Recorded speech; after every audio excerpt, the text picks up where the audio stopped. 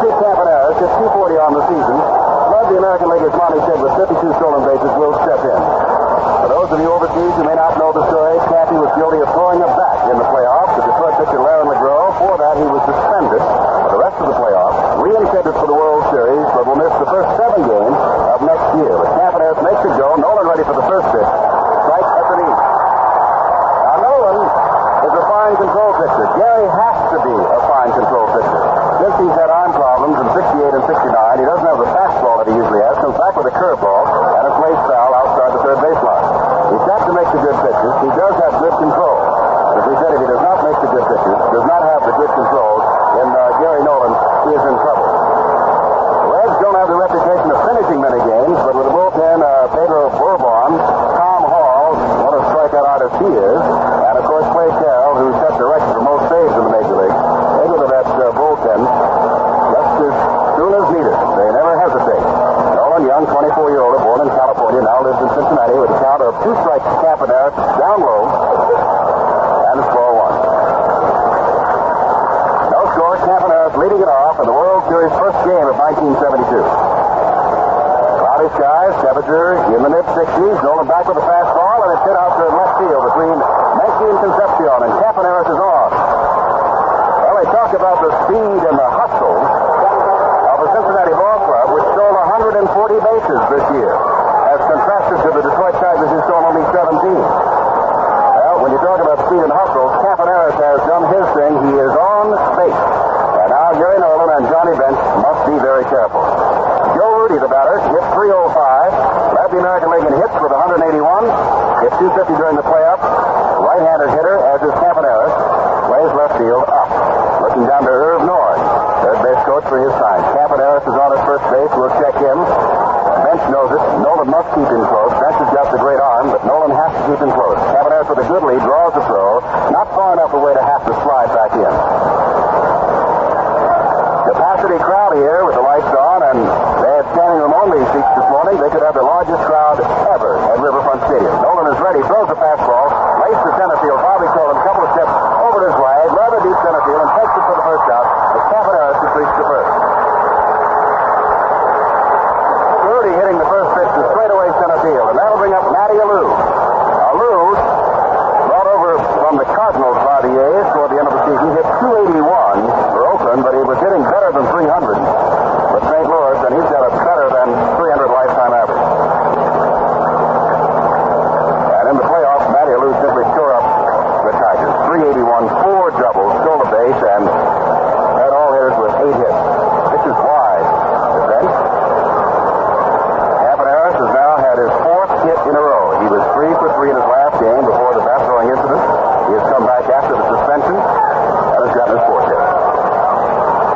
Alou's swing fouls the ball at the plate. As a matter of fact, it is off the hand of umpire Chris Pellicudis behind the plate. Left hand could be left thumb. Pellicudis bending over behind home plate. 1 ball, 1 strike to Alou, 1 out. Campaneris on at first base. No score. Gary Nolan, big, strong right-hander. Gary's opponent today, the opposite number, Kenny Holtzman. The last time these two met was in the same ballpark last June a year ago, and Holtzman pitched a no-hitter. There goes Campaneris. The ball is hit to right center field. And backing up is Morgan, and has it, and Campaneris is going to be doubled off. Campaneris running, did not retreat as the ball was hit. And it may be because he doesn't realize that the infielders here play that far back. A regular infielder, without all this artificial turf, would have been in closer, and that might have dropped in for a Texas League hit. Instead, Morgan was back there in plenty time and doubled off Campaneris. No runs, 1 hit, no errors, and none left. In the middle of the first inning, there's no score. Crushed, wet, broken, lost. That's a match for you. And that's why now there's Cricket, the new disposable butane lighter by Gillette. It's light, rugged, and reliable. The Cricket lighter is good for thousands of lights, which means it lasts for months. Time after time, light after light. Cricket gets the job done. In midnight black or fire red, it's more than a match for any lighting problem. Cricket, the new disposable butane lighter by Gillette. Only $1.49. It's a pretty interesting thing how that Gillette Track 2 razor works. It has 2 blades. They work like this. The first blade comes along and cuts into a whisker and lifts it partway out of its socket. Now, before that little cut-off whisker can snap all the way back, the second blade comes along and can cut the whisker again, even shorter. Now, of course, there's just no way a one-blade razor can do that. That's the Track 2 razor. Gillette made it one blade better.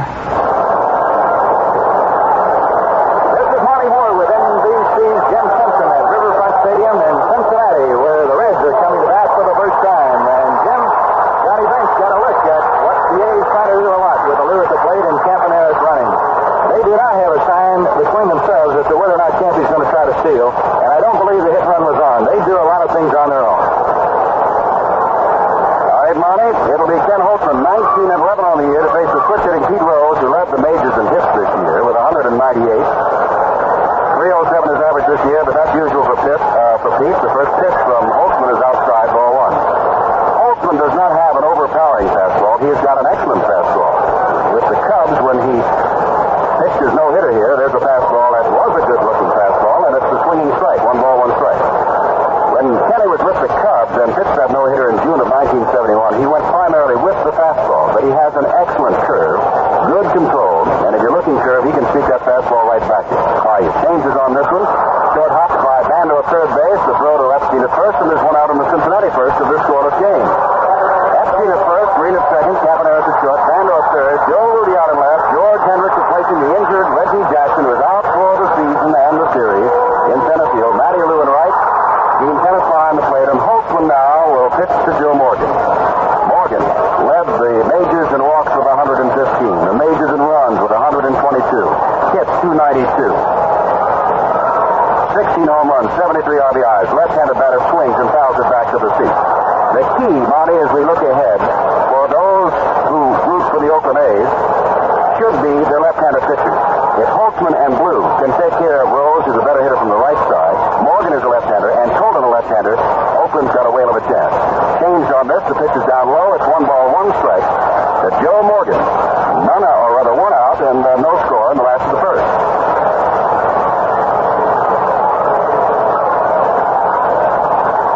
Ready, another off-speed pitch, strike. Jim, we didn't mention it before the game, but the A's are without their top left-handed reliever, Darrell Knowles, who broke a thumb the last couple of weeks of the season, and I'm sure they'll sorely miss him. He can not only get left-handers out, he can hold runners on. 1-2 to Morgan. Left-handed batter picks on this change-up and pulls it way foul, way out in front. Monty, I noticed that Campaneris and Green, as you must do in this artificially turfed park, are playing very deep, as we said, almost short right and left field. Is there any real concern about this field as they came east from Oakland? They were all very anxious about it. We play on only one artificial turf in the American League, and it's not all the way. 1-2 pitch, ground ball, Epstein behind first base, signals to Holtzman. I've got it, steps on first, and there's 2 down in the Cincinnati first inning. Bobby Tolan, 283, another left-handed hitter, 8 home runs, 82 RBIs. Can you imagine pulling your Achilles tendon not once, but then when you come back, doing it again, and then coming back, and you come back here to steal 42 bases? Now, Tolan, like Morgan, having a little foot problem. He jammed his foot. Morgan had to have some shots in his foot during the playoff series, either one getting the kind of speed, and they may have it back by now, during the playoffs that they had throughout the season. Johnny Bench was the leading base stealer in the playoffs. Holtzman ready and throws fastball foul back to the screen by Bobby Tolan.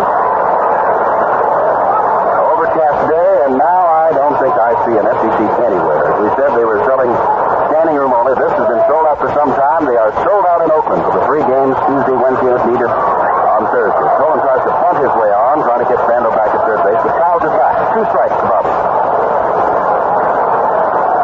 Cincinnati, 2-3 in previous World Series play. We said they haven't won since 1940. Very fast, aggressive ball club. Excellent bullpen. Going against a team that Sparky Anderson, who loves his National League, says is most like a National League team than any other in the American League, the Oakland A's. Ground ball, and it's foul. Glove behind first base, and near first base coach George Sugar by Mike Epstein. Alex Gramus, the coach at third base for the Reds. George Sugar over at first base. Holtzman's record against the Reds, and remember he was a long-time pitcher for the Cubs, 8-3. He has been able to control the Reds. 2 strikes to Tolan. Holtzman ready to throw. Left-hander throws, outside corner of the plate, and fouled away that way by me about this club said I'm 8-3 against them, but did you know that I've only pitched one complete game against Cincinnati in my career, and that was the no-hitter? And, Monty, you know, Gary Nolan, who was on the losing end of that 1-0 ball game, the one run he gave up was unearned. That must have been some pitching duel to see. Two-strike pitch from Holtzman, and this is grounded toward shortstop. Campaneris way back. He needs a long arm to beat Colin, and does. Just beats him by a step at first base. Now runs, hits Perez. It's on to the first inning here at Riverfront Stadium in Cincinnati in the World Series. The score, Oakland 0 and Cincinnati 0. With me in the studio is Peter Barnes, one of the world's fastest talking announcers. He will attempt to tell you all the many features of Delta's total service in less than 1 minute. Ready, Pete? Reservations confirmed in 3 seconds by Delta computer. Instant printing of ticket by computer. Fares quoted are totally accurate. Tickets will be mailed to you if you wish. Curbside baggage check-in at airport. No extra charge for golf clubs or other sports equipment. Passenger service agents keep lines short at ticket counters. Comfortable waiting lounges. Covered jetways in most cities let you board your plane in any weather. A great fleet of 180 jets, including the wide-ride 747 and next the DC-10. Frequent flights to 99 cities in the Western Hemisphere. Superb meals on breakfast, lunch, and dinner flights. First-rate service every step of the way by the Delta professionals. Speedy baggage delivery when you land. Average time 7 minutes. Delta dream vacations at low package price. Sorry, Pete, time's up, and you've just begun to cover Delta's total service. Why, you didn't even mention that people can charge their Delta tickets on the American Express Money Card and extend payments for airfare with the American Express Money Card Sign and Fly plan. Well, friends, for more information and reservations, call Delta or your travel agent. Delta is ready when you are. In Cincinnati for Game 1 of the World Series. This is Monty Moore with Jim Simpson. We were just talking here between innings about the depth of the play of Campy Campaneris, who has one of the strongest arms of any shortstop in baseball. It is really an explosive arm. And it was all he could do to get that ball to first base, throwing from as deep as he was in left field. Jim, and I was just wondering, do National League shortstops play that deep? They play deep, but they charge the ball more, Monty. Campy was waiting for the ball, and especially against the speed of a Bobby Tolan, who also goes from the left side of the plate. You can't wait. You've got to charge, because that ball gets out there quickly, but if you're that deep, it's just as though you're playing in deep, or rather in shallow, and do not charge the ball in the regular field. Here's Mike Epstein, and he takes a slow curve for a strike. Epstein, left-handed hitter, 26 home runs during the regular season. A home run that tied a game at the start of the playoffs on Wednesday. And in the cleanup spot with Jackson Bridges. Fastball deep to right field. They carry out there. Geronimo goes back, looks up, and makes the catch against the wall.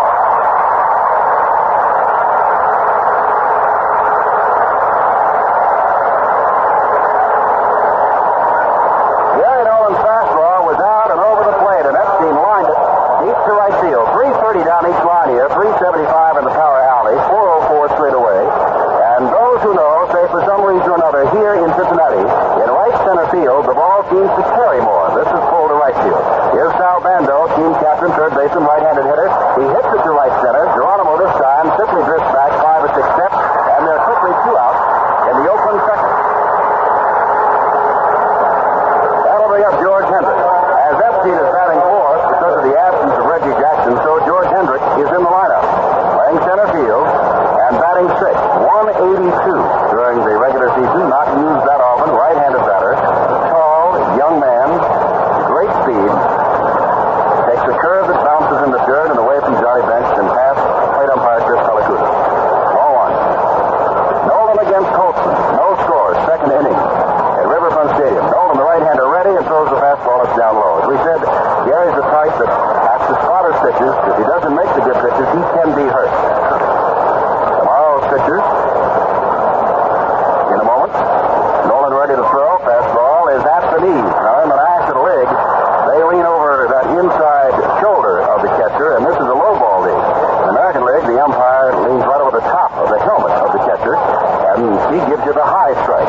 Back again, swinging strike. And it's 2 balls, 2 strikes.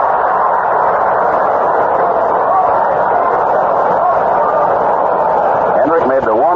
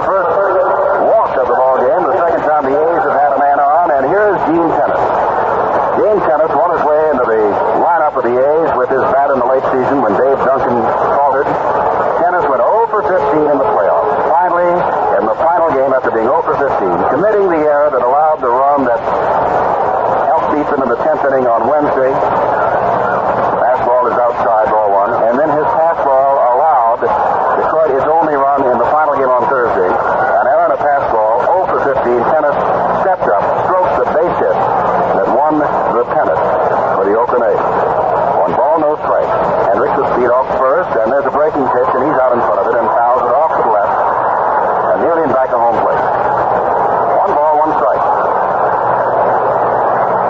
Jim, it's in a situation here where Dick Williams has wheeled his second baseman in. As I look into the A's dugout, I see Gonzalo Marquez picking out a bat with Dick Green on deck. If Kenneth gets on here, Green may not bat his first time at bat in a series game. 1 ball, 1 strike, ready, and throws a curve that stays inside. It's 2-1. What Monty's referring to, he knows the A's so well. And those of you who follow the A's, Dick Williams is liable to use as many as 4 second basemen, starting a man, and as soon as he comes to bat, pinch hitting for him. 2 balls, 1 strike, fastball, deep left field, Rose goes back, looks up, and it is gone. Home run for Gene Tennis, and it is 2-0, Oakland.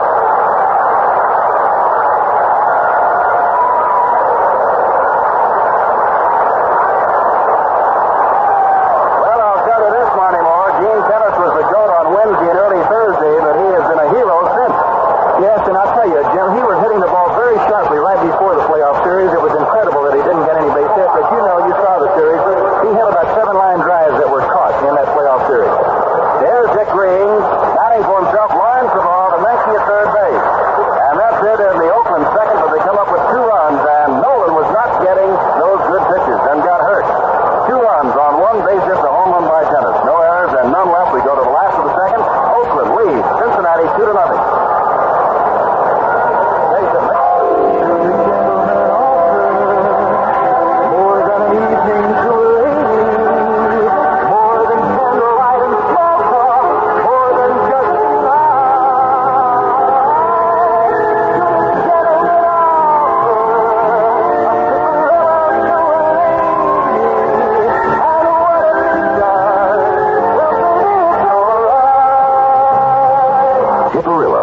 Regular, menthol, and aromatic. There's something about stopping in at McDonald's for a snack in the afternoon or evening. Stopping in for an order of McDonald's fries and a nice and cold Coca-Cola. So after school, after shopping or the game, try it. McDonald's fries and ice and cold Coke. It's a nice break in your day.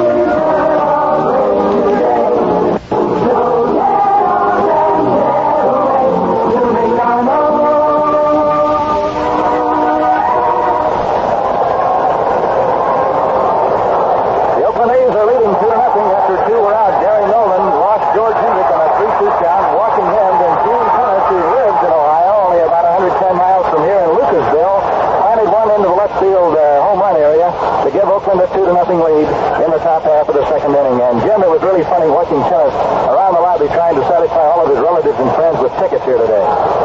Well, they're happy if he had enough tickets. Here's Johnny Bench to face Kenny Holtzman.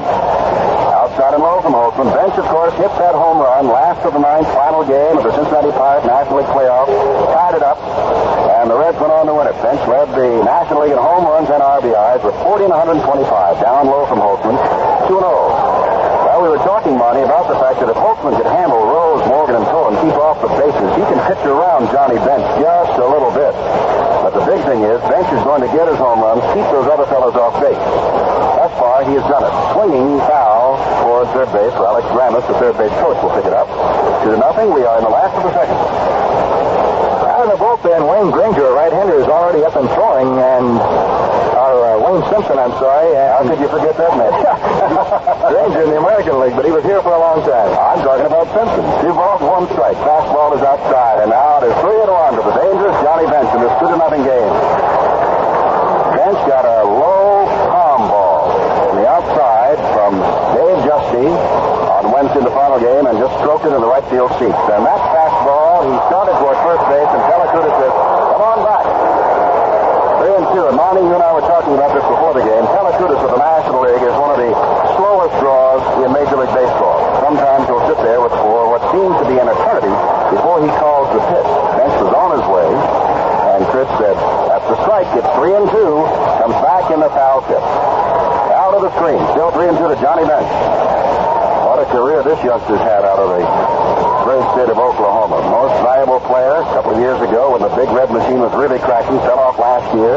Heard the boos of the crowd here in Cincinnati, but that's all changed this year. 40 home runs plus the one that he got that helped him win the pennant. 125 RBIs. 3-2 count. Back with a fastball. Line drive. Pass man to a third base. Bench on his way around first base. Picked up by Rudy out there. Johnny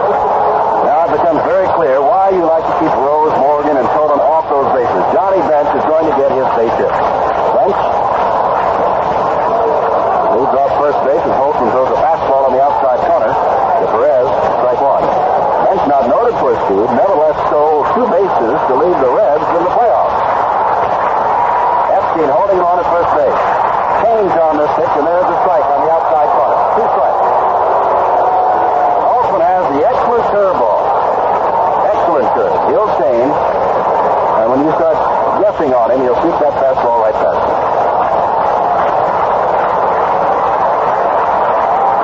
Holtzman staring over at bench. Throws the fastball. It's too low and inside. 1 ball, 2 strikes. Well, I would imagine, Monty, that to have Dow Maxfield and Matty Alou, the Cardinals, on your ball club, they played here a great deal. It helped a lot. Probably gave them some tips. They held their own little conference here yesterday with several of the A's players telling them idiosyncrasies of this park and this team. Ground ball, band over, tapped him, and stopped at second base. Back-to-back base hits. Now, there's one of the difference. That ball hit about where there would be a skin of the infield in any other park but this one. And when it hits on that artificial turf, it flies. You can't wait for the ball to come up to you. It's going to skip on through. And trailing 2-0 as the Reds are, they now have 2 men on base. And Dennis Menke coming up. And Menke takes a long look down to Alex Gramus to see what it is they must do. Sal Bando now walks over to talk to Ken Holtzman. Might be talking about how they're going to play this, should there be a bunt.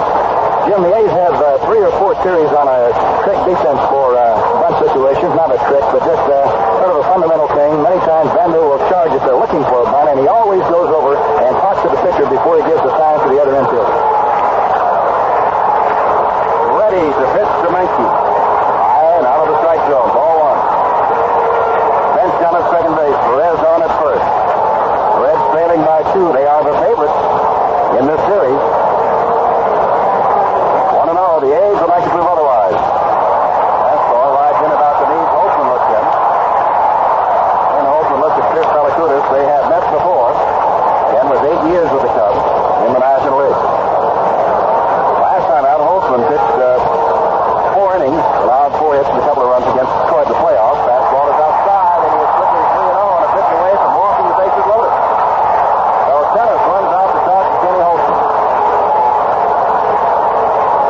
Reds still have Simpson down in the bullpen, and now we see people getting up to go down to the bullpen, and I would imagine without even looking at Raleigh Fingers is going to be one of the first men out of there. He's the man, and ordinarily Raleigh is a late inning reliever, but in the big playoff games and here in the World Series, Dick Williams told him, be ready early, big guy, you may get the call. 3-0, Holtzman will be aiming and taking all the way, and it's a slider on a 3-0 pitch for strike 1. 3 balls, 1 strike. Bando backs up a little bit at third base. Don't mean to overemphasize his playing field, but it makes a lot of difference. Back with a fastball, and it's foul down for the A's bullpen, and glove down there by Fingers, the pitcher who's warming up. So many things happen on this artificial turf, and especially if you are not used to it, as the A's are not. You're liable to get hurt until you learn. 3-2. Beautiful ballpark, and this thing is just loaded. 2-0, Cincinnati, second inning. Here's the pitch. It's down low. Ball 4. The bases are loaded.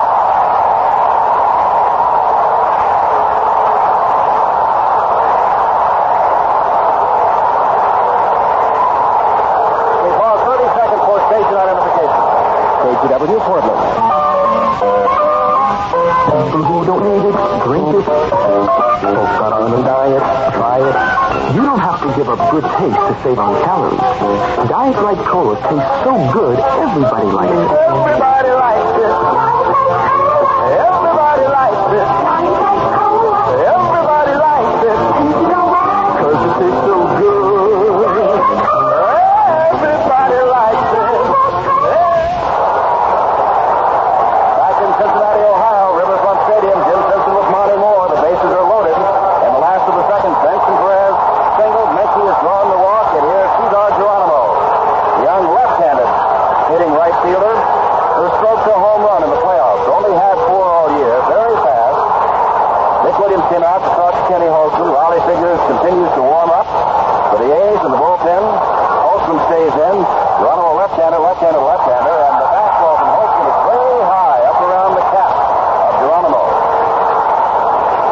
2 runs, 2 hits, no errors for the A's, no runs, 2 hits, no errors for the Reds, who are threatening, and there's second. Holtzman right back with a fastball, out to short left field. Campaneris goes back, says he's got it, and holds the runners. And that is a big out for Kenny Holtzman, because now the double play can get the A's out of trouble. And now he's down to the number 8 batter, and Dave Concepcion. A 209 hitter, 2 home runs, 29 RBIs. Jim, here's an indication of how deep the infielders play, even on a double play situation. That ball was fairly umpire called the infield fly rule almost before it got past the infield. How many times have you seen an infielder go back to wave off an outfielder? Many times the outfielder is charging in and meeting headway. Campanellis was playing so deep he was almost in front of Joe Rudy to begin with. Now the bases are loaded. Time has been called for the moment as Campanellis and Green were discussing what it is they're going to do and how they're going to play it around second base and where they're going to go with the throw. Bases loaded, one out, Concepcion in. Holtzman ready, fastball, catches the outside corner. Strike one to Concepcion. Nolan, the pitcher, is on deck. With the number 8 and 9 batters up, you can see what a big out the Geronimo pop-up to Campanellis was. Holtzman ready again. Rose takes something off it and flying just foul. Thank you, Mon. American League umpire third base had to duck out of the way of that. And that again went into the bullpen of the A's and then out into left field, bouncing off the wall down there. Concepcion jumping all over a changeup and was way out in front of him. 2 strikes though to him. Now you wonder whether Holtzman goes with a good curve. Does he come in with a fastball? Does he kick something off his fastball? Concepcion is ready. He comes in with the fastball and it's line foul to the opposite side or across first base and well up in the seat. Still 2 strikes. Nolan jacket on deck in this 2-0 ball game.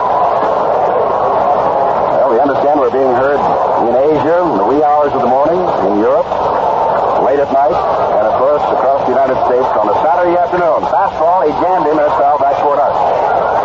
Still 2 strikes to Concepcion, and Dave is doing a fine job of battling a fine pitcher, 19-game winner, Kenny Holtzman. Holtzman usually doesn't walk too many, less than 2 per ball game, but he walked the bases loaded when he put Menke on, advancing bench to third and Perez down to second. Now he's in around that strike zone all the time with Concepcion and ready to throw again. Comes back with a sinking pitch, that's down low, and it's ball 1. 1 ball, 2 strikes. Crowd here at Riverfront Stadium, primarily, of course, National Leaguers and Cincinnati Red Rooters, felt that when Bench and Perez and Menke reached that they were in business and could tie up this 2-0 ball game, but at the moment, Holtzman is battling the number 8 batter, and he's got 1 out. Looking double play if he can, or strike out, changes on that, and it just misses outside. In and out of the glove of Dean Tennis, who picks it up. 2 balls, 2 strikes. Marky Anderson said, well, if we should lose this series, I'm going to give more credit to the American League than I have been giving. You know, since 1965, the World Series has alternated between leagues, and 65 was the National League, 66 the American, and so on. And if the pattern continues, Monty, your ball club is in business. It should be the American League years. 2-2, ground ball, high hop to Campanellis, gets the Green back to first base, safe. It's 2-1, as Smith scores from third.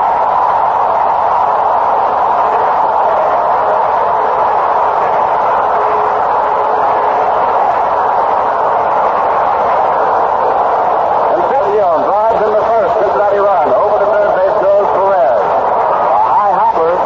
Campanellis had to charge in from his spot in short left field to take it on the second hop. Go to Green, but by the time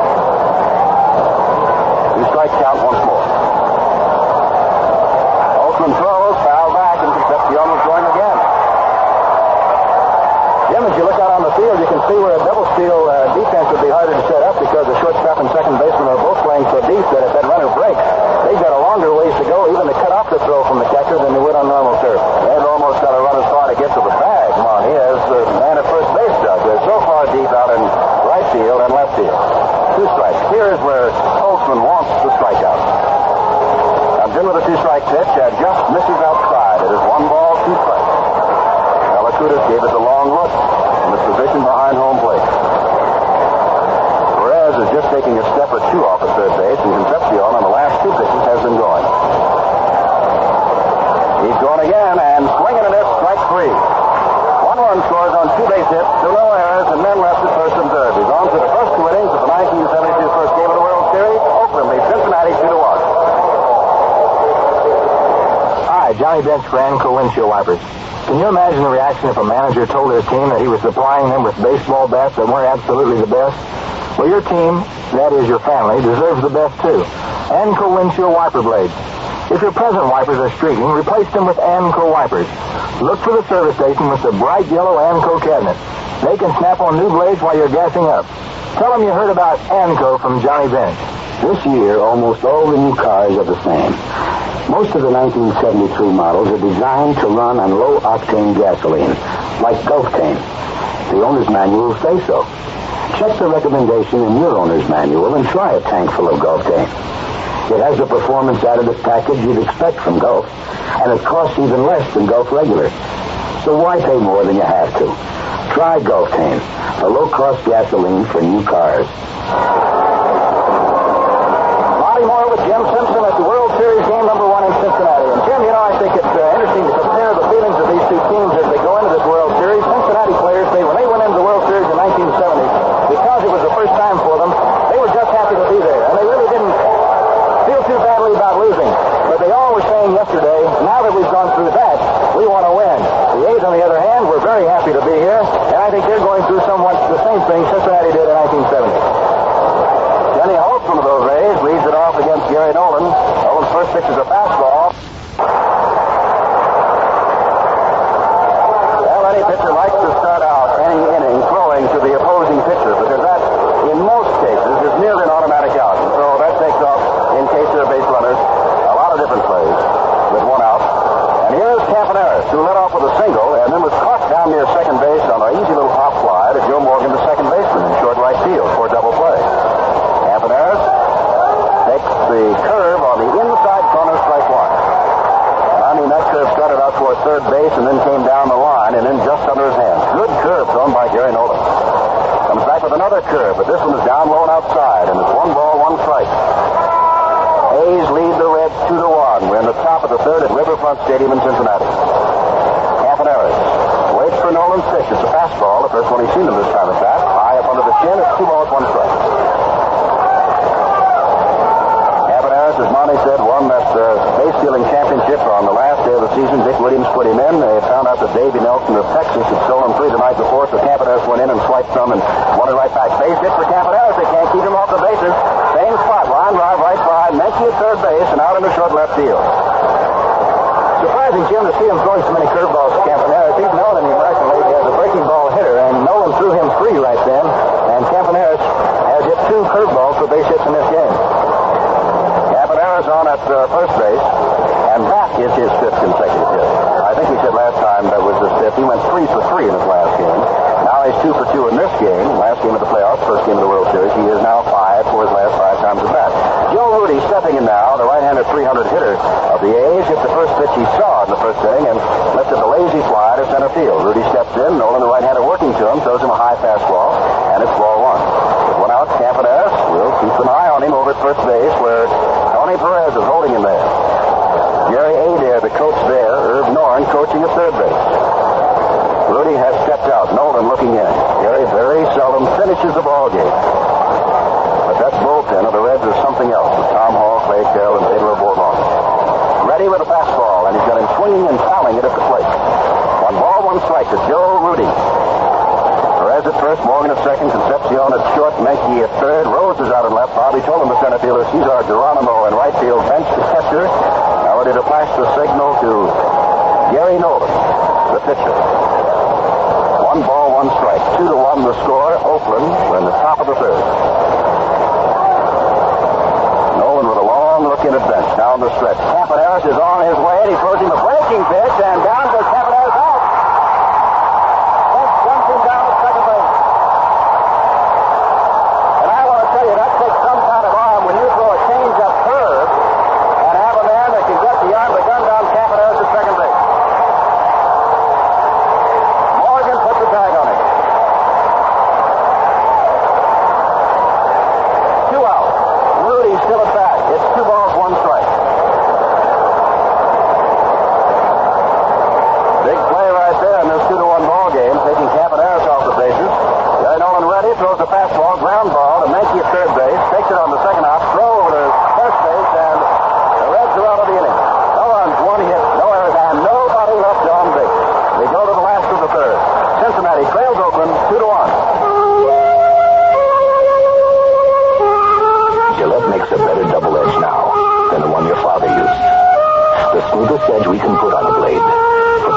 shave we can put on your face. The Platinum Plus blade. And someday, Gillette will make even a better blade for your son. The more things change, the more they stay the same. We made the first blade, and we're still the first blade. Gillette. Platinum Plus. Marty Schmidt, Wethead. Marty Schmidt, the Dryler. Mike Bafalco, Wethead. Mike Bafalco, the Dryler. People do seem to notice an improvement when a guy switches to the dry look, the aerosol hair control from Gillette. You should try it if you haven't already. Comes regular or extra hold. Joe LaMarca, Wethead. Joe LaMarca, the Dryler. Fantastic. The dry look from Gillette. The Oakland A's Dixieland Band, the Swingers, are here in Cincinnati, decked out in Kelly green and gold, and would you believe it, they're getting a hand from the fans on the Cincinnati side of the field as they play. They're that good. Steve Rose leads it off in the last of the third inning. The Reds have trailed 2-1. Rose bounced to Bando first time up. Switch hitter, batting right-handed, of course, against Holtzman. We made a point of saying that we believe that the A's are to stay in this series and upset the odds. Holtzman and Vida Blue, the other left-hander, are going to have to do the job. First pitch is down low. This is not to say the right-handers don't have to be effective, too, but if the left-handers can control, Rose, who is better from the left side, Morgan and total left-handed swingers have got a great chance. Foul at the plate, Tennis chases it down behind home plate. Now it gives up on it and lets it roll back toward the screen. On ball, 1 strike to Rose. He led everybody in most base hits in the playoffs. 450 average against that Pirate pitching staff. 307 on the year, and we told you he led the majors in hits with 198. At the count of 1-1. Warren Reyes grew up and now plays in Cincinnati. High bouncer, Bando at third base, has to wait for it to come down, guns it on to first base, and just does have him.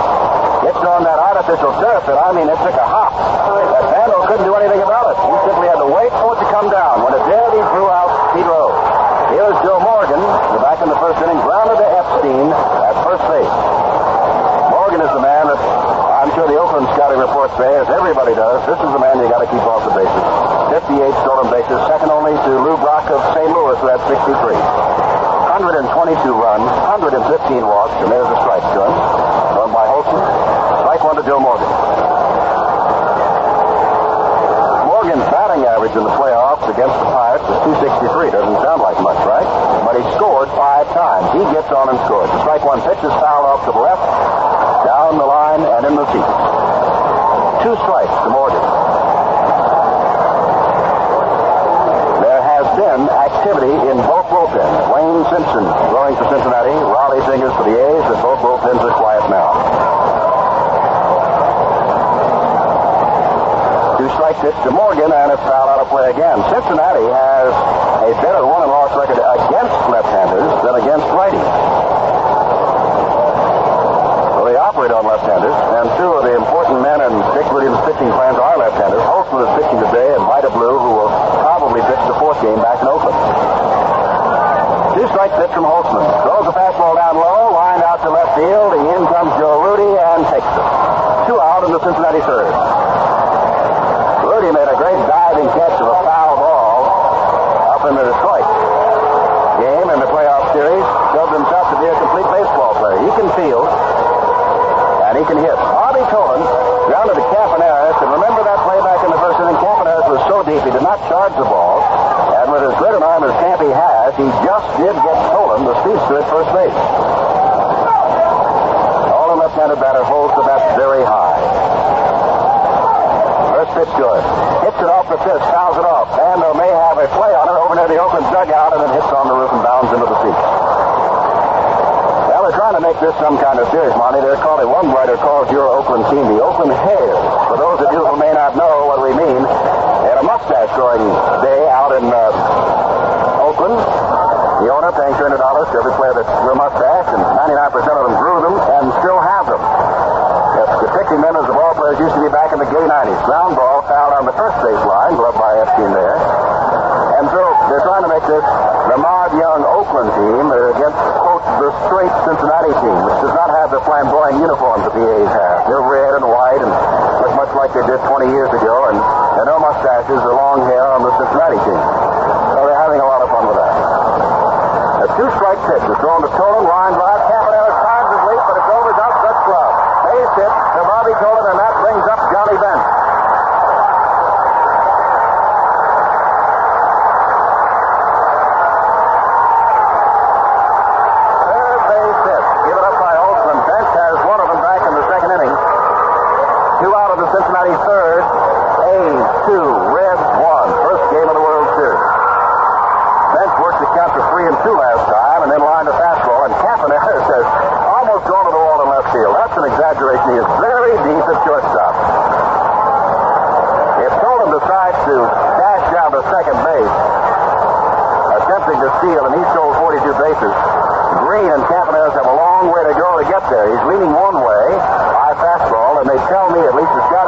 that when Poland leans toward second base, he's not going. If he leans back toward first base, it's a habit, he may be going. Last time, he was leaning toward second. Let's see what he's doing here on the ball one count, and they got him picked off. Down to second base, the play, and he is out at second base. The throw went from Holtzman, left team down the green, and they picked off Bobby Tolan. He simply had to run it out. And so now he is off the bases, and the inning is over. No runs, one hit, no errors, and nobody left on base. At the end of 3, Oakland 2, Cincinnati 1. Extra care in engineering. It makes a difference. In Chrysler Corporation cars. 4, 3, 2, 1. What began in outer space is now right down to Earth.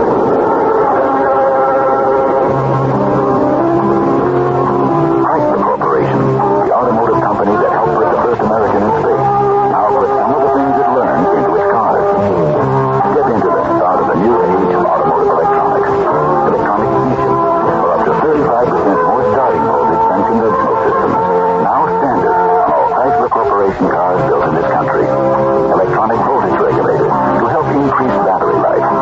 Electronic digital clock available in some models. So accurate you can set your watch by it. Electronics. It makes a difference in Dodge, Chrysler, and Plymouth. Discover the difference. Drive one. This is Monty Moore with Jim Simpson at World Series game number 1. Oakland is leading 2-1. We've talked a lot about the speed of these two teams. We've had 2 attempted steals already, and they have both been shot down. And when you talk about speed on a ball club, I think, Jim, you're talking about more than the stolen bases. You're talking about what showed up here in the first run that Cincinnati scored. A man fast enough to beat out a double play ball. That is team speed other than stolen bases. All right, Monty, here is Matty Alou, who popped up into a double play, believe it or not, back in the first inning.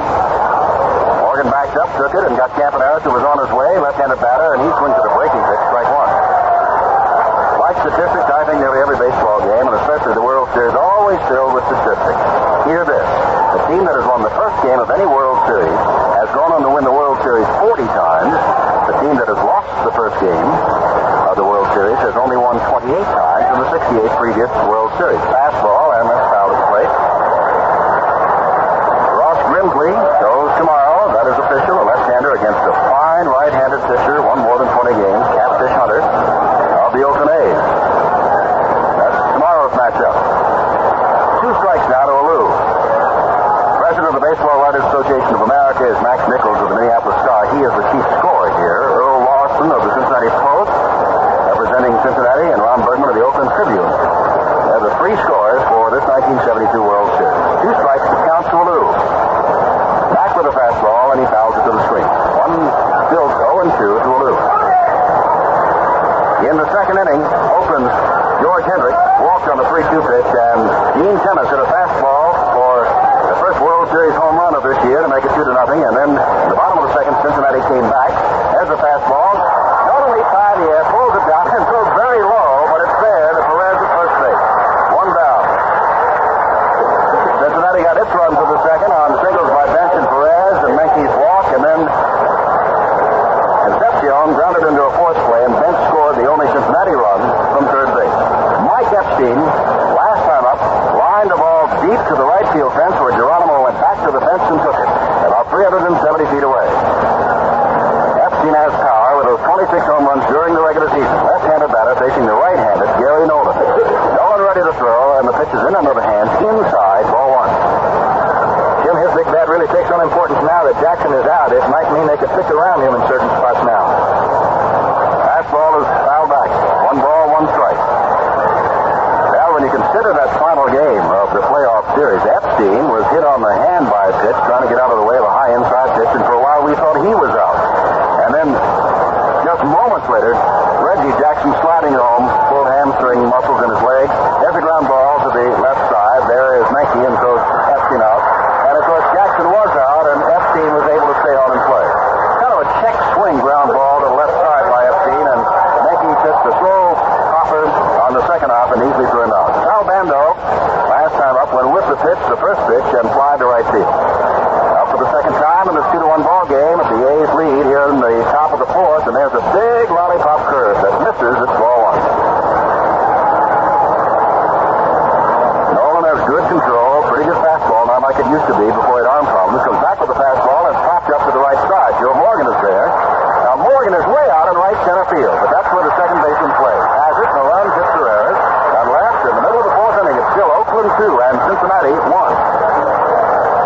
My dear, I remember when traveling to Florida was an absolute delight. Oh, we were treated like royalty, believe me. At the airport, a skycab ran to the curb and checked in our luggage. As we strolled toward the ticket counter, a man in a red jacket directed us to the gate. And we never spent a minute waiting in line. Our jet was a wide-ride 747. Oh, my dear, the seats were the lap of luxury. And the food. Oh, my bag just went by the board. We had the most charming stewardess, too. I mean, truly professional. Oh, darling, the flight was all too short. And you know, our luggage actually beat us to the claims area. My our trip to Florida was such a joy. Was that a long time ago, Grandma? Just last month, my dear, when Grandpa took me to Miami on Delta Airlines. Enjoy Delta's total service on your next trip. Charge your Delta tickets on the American Express Money Card. You can even extend payment for your airfare on the American Express Money Card Sign and Fly plan. Delta is ready when you are. Cincinnati Reds big guy Johnny Bench will lead off the fourth inning against Kenny Holtzman. Holtzman and Nolan are a lot alike. They're both considered control pitchers, and they say, Jim, that once a control pitcher who depends so much on it gets out of the early innings and doesn't get hurt too badly, though there are a lot of line drives hit, they ordinarily find the mound and the rhythm and become tough later on.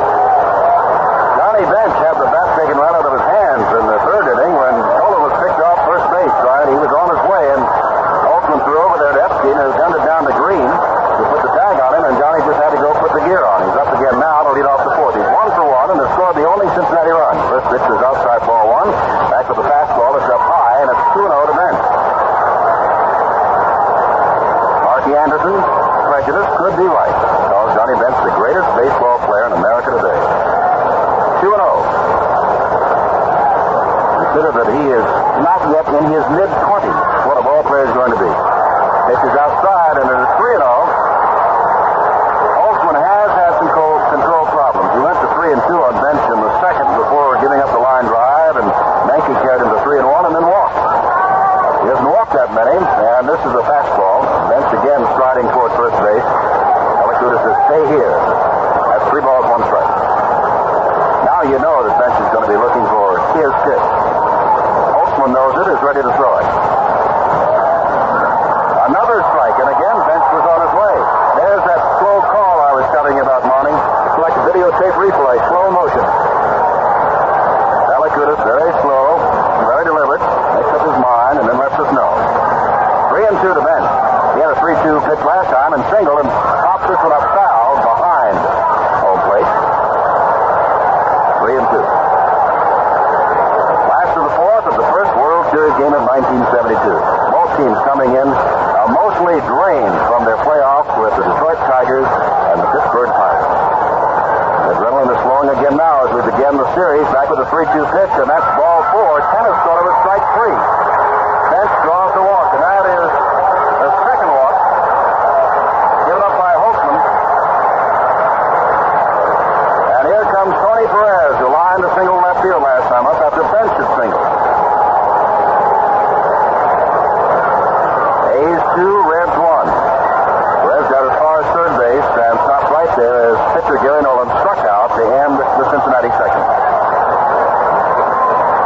Holtzman ready, throws, line drive under the glove of Dick Green, the second baseman. Bench on his way around second base, takes it up. The throw in by Matty Alou to second base. Runners at the corners, first and third, quick cut out, and Mankey again coming up.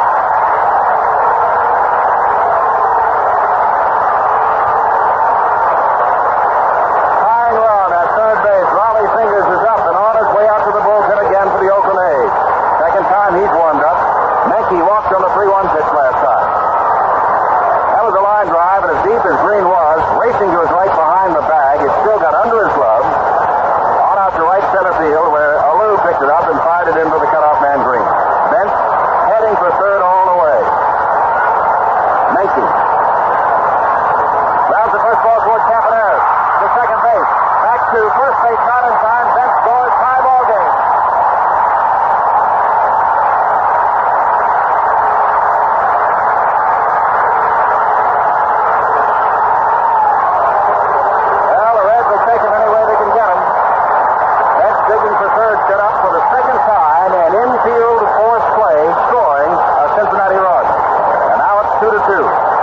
Mankey's on at first base.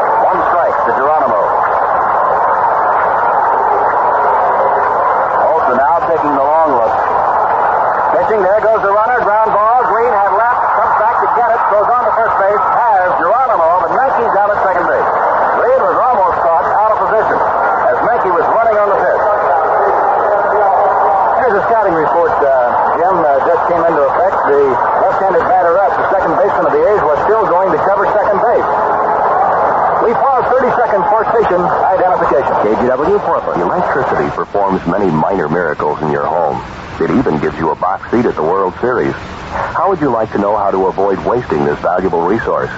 Portland General Electric's new 12-page booklet called The Watt Watcher's Guide can show you. It's filled with energy-saving tips you can use in every room of your house.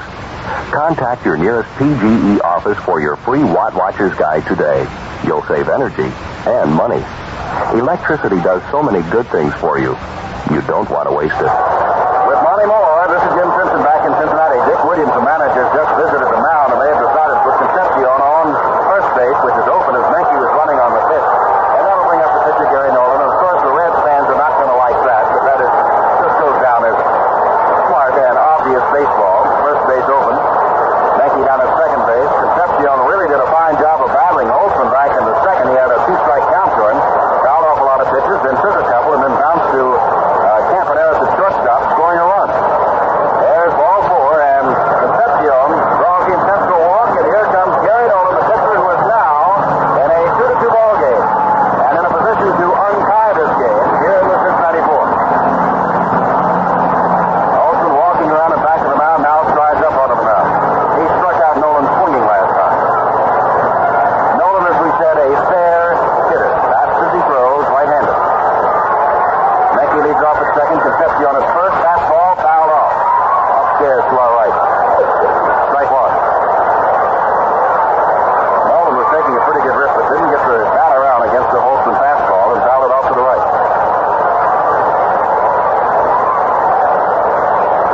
A's two, Reds two. Back with another fastball. It is too low. 1 ball, 1 strike. Kenneth blocks the ball, pops out of his glove, stays in front of it. 1 ball, 1 strike. Little murmur from the fans. That ball was inside and near the feet with Gary Nolan. 1-1.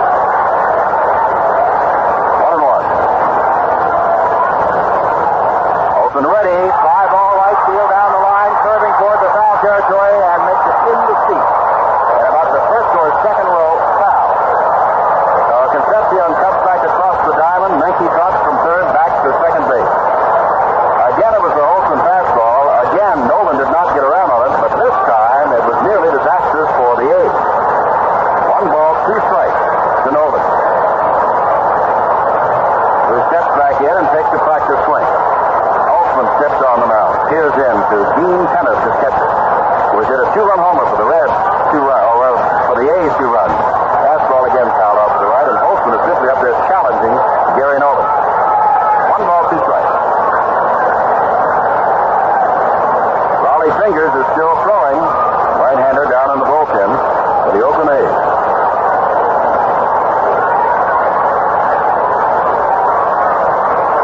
Menke strides 2, 3, 4, 5 away from second base. Holtzman ready. Changes on this one, and so now on the changeup, Nolan is way out in front of it and fouls it the other way down the third base line. Pretty generally speaking, and this is a generality only, if it's a breaking pitch that a batter is fooled on, he's going to pull it foul. If it's a fastball that he's fooled on or can't get the batter on, it'll go the other way, away from him. 1 ball, 2 strikes. Just something off there for the curve, change up, gets him, and it's 1 run on 1 base hit, no errors, and Menke left at second, Concepcion on at first. At the end of 4, we've got a tie ball game. Oakland 2 and Cincinnati 2. Hi, Johnny Bench for Anco Windshield Wipers. I wonder how many listeners remember the good old days before night games. As darkness fell, you could hardly see who was on first. Something like driving in a rainstorm with old streaky windshield wipers, which is the leadoff urging you to retire those old streakers and switch to new Anco wiper blades. Get them next time you gas up. The exact blades for your model car are in the bright yellow Anco cabinet you see in service stations everywhere. That's Anco wiper blades by Anderson.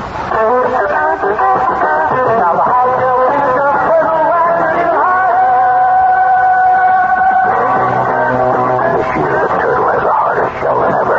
The only thing that gets through is sunlight, Mama. But with a cream car wax, the turtle goes on easy and stays on hard. New improved turtle wax. Anything else is mock turtle.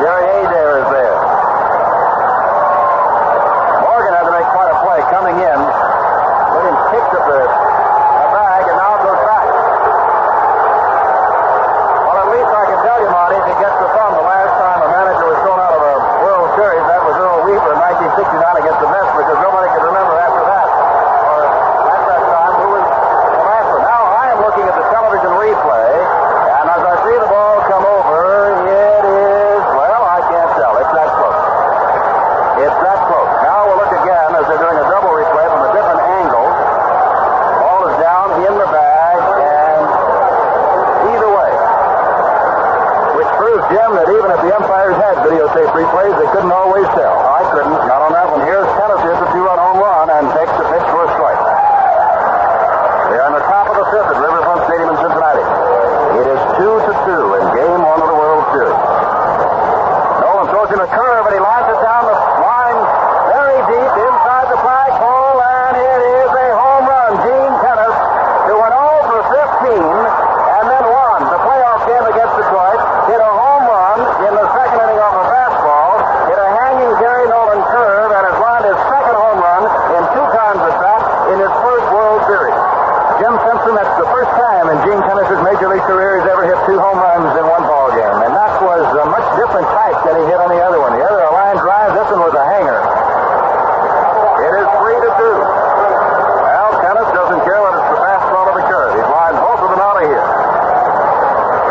Here's Dick Green. Hits the first pitch, pops it up.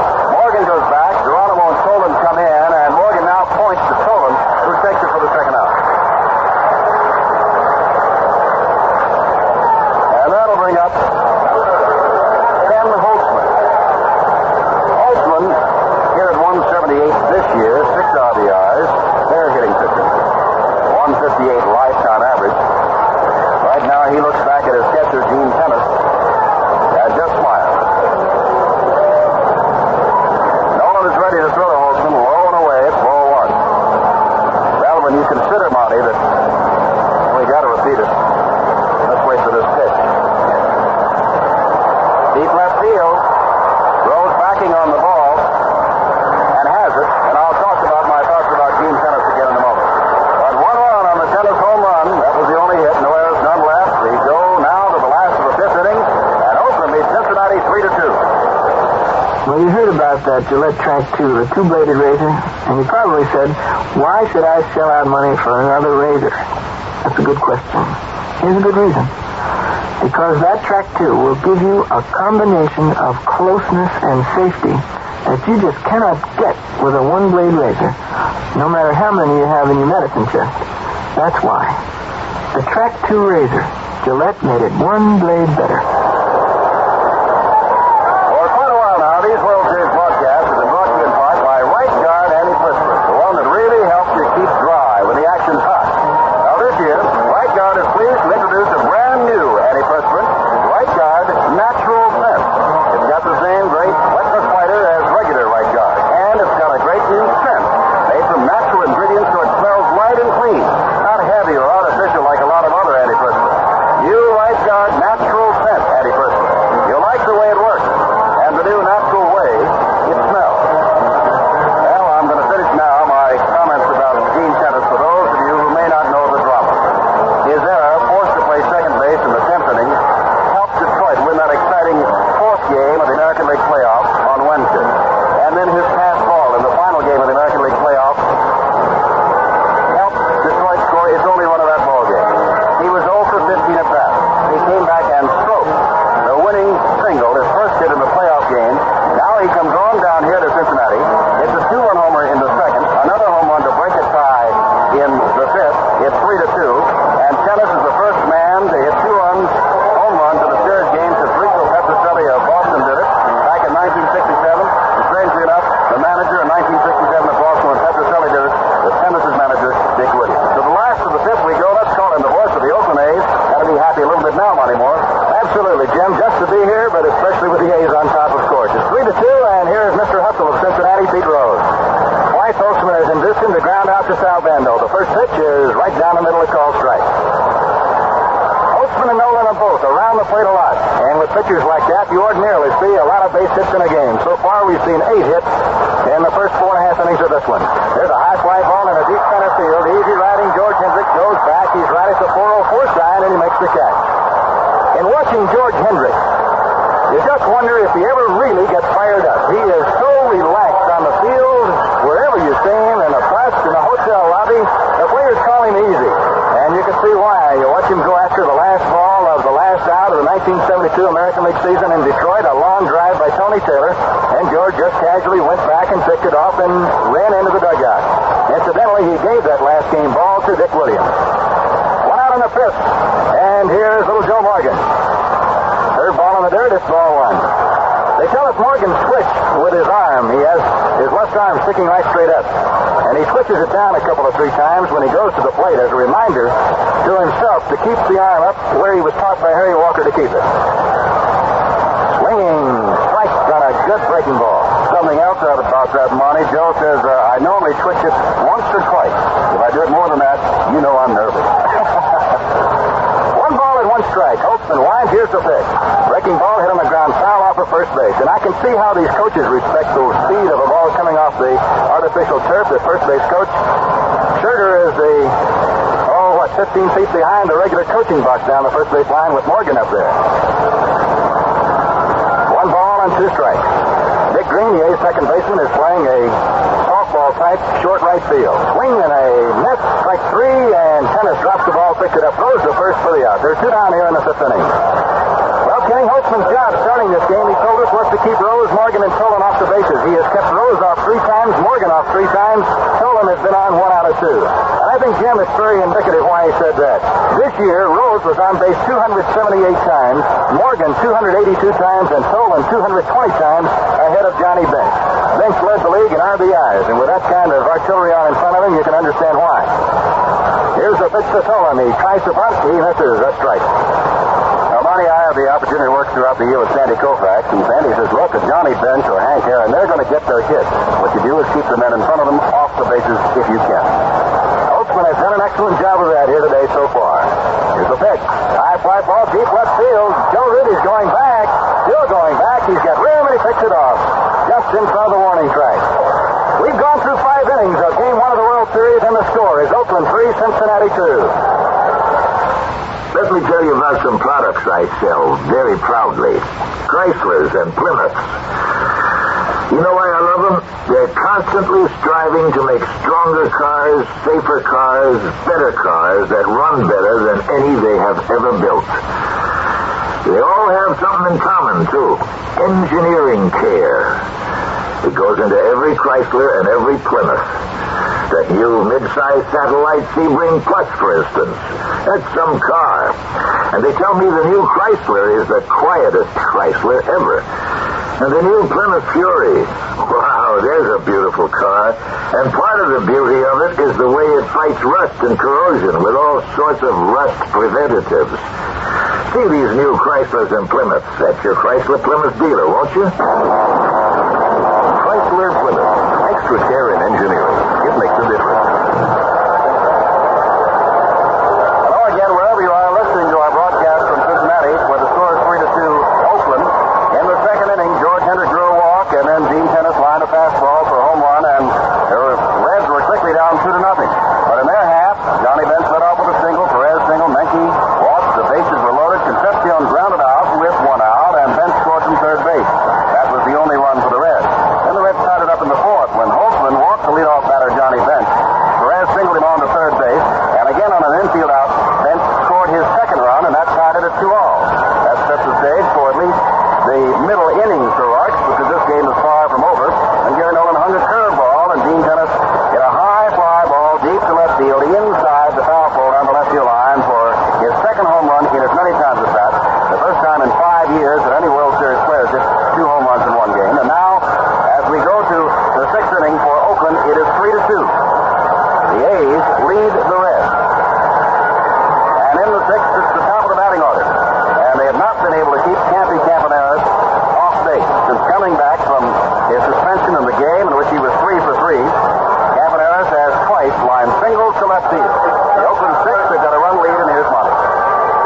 Okay, Jim, Campaneris is called the Roadrunner by Oakland fans when he comes to the plate out there. They have a big $1 million message scoreboard that says beep beep on it, and this little guy has excited fans for a long time in the American League.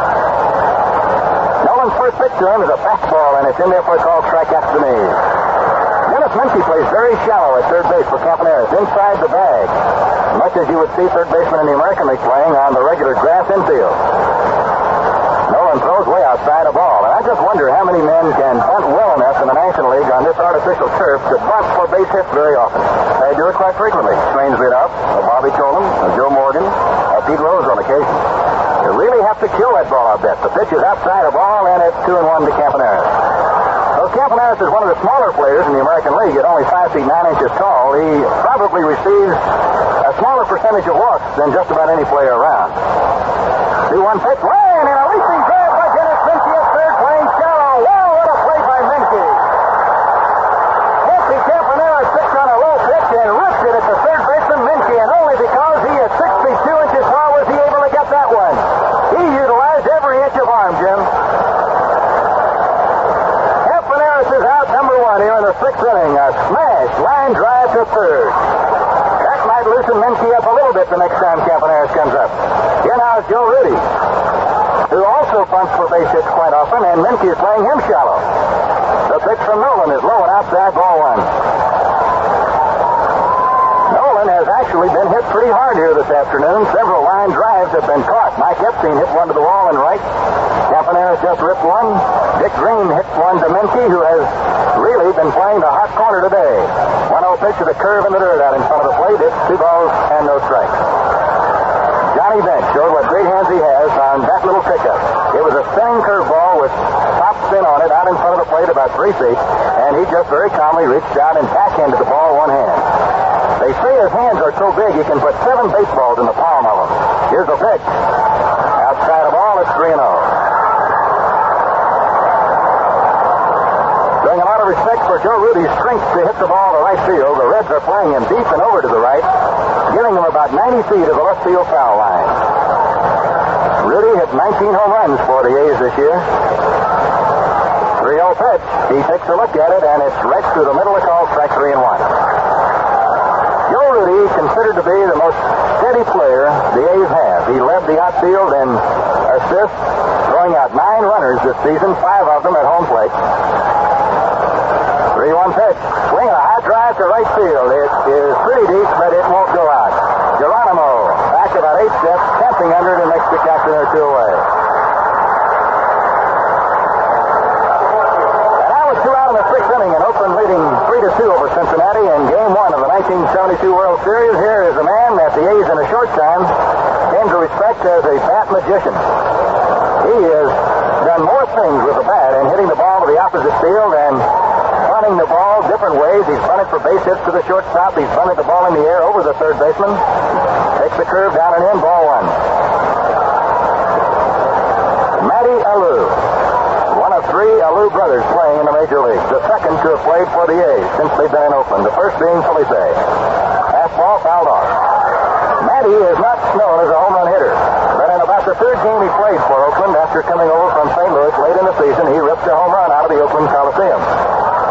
In the playoffs in Detroit, he showed that he has power by hitting a wall 380 feet away and left center field to knock in a big run. Nolan's 1-1 pitch. Fastball is a little low, 2-1. Gene Tennis has hit 2 what modern-day ball players call long faders here today. Home run. 2-1 pitch is outside. Nolan seemed to let up on that one a little bit, and he is begging Pellicute. He almost ran to the plate, begging for a strike on that one.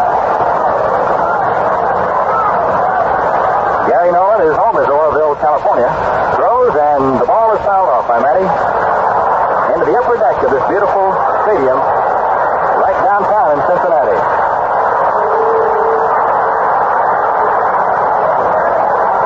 The players will take home mighty good checks from this World Series because both stadiums seat over 50,000, and most stadiums will be filled for the first 4 games.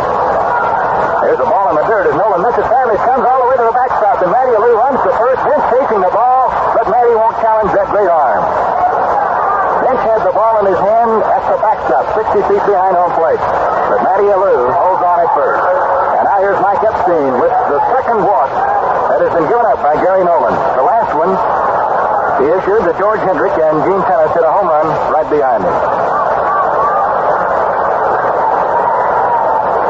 Mike Epstein, a big left-handed batter who was born in the shadows of Yankee Stadium in the Bronx of New York. Played football at the University of California, signed a big bonus contract with the Baltimore Oriole organization. Never really got to play there because they had a guy bigger than he was, named Blue Powell. He went to Washington, and the A's picked him up in quite a trade last year, and he has been quite a find. Playing against both left and right-handers this year, he's done an outstanding job. Swings on a breaking ball, misses, strike 1. Mike not only has a mustache, mustache, as do many of the A's players, but he has grown his to the extent that it connects with his sideburns. Now the side of his face. Alou leading away from first base. Nolan pitches. Epstein swings through a fastball, missing strike two. Both these clubs went through fantastic series that I guess you could call it baseball's finest hour, 1972. For the first time since the playoff trial of determining an American League National League champion was put in, both playoffs went the full 5 games. Epstein bounced one foul off first base. No balls, 2 strikes.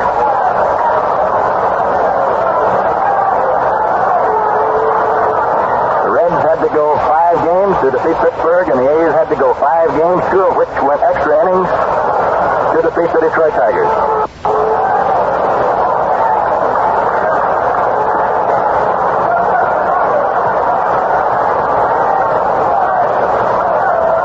The sign from Johnny Bench, and here's the pitch. Outside of all. He's taking something off that pitch to the outside part of the plate.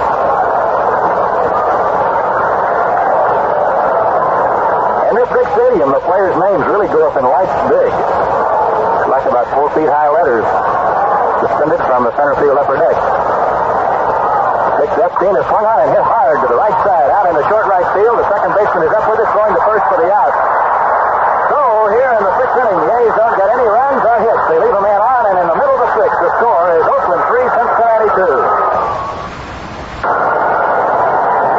Along with Monty Moore, Jim Simpson, and Cincinnati, we go to the last of the 6th inning, and here comes that man again. Johnny Bench led off the second with a single, later scored on an infield out. Then worked Kenny Holtzman for a walk in the 4th, later scored on an infield out in this 3-2 ball game.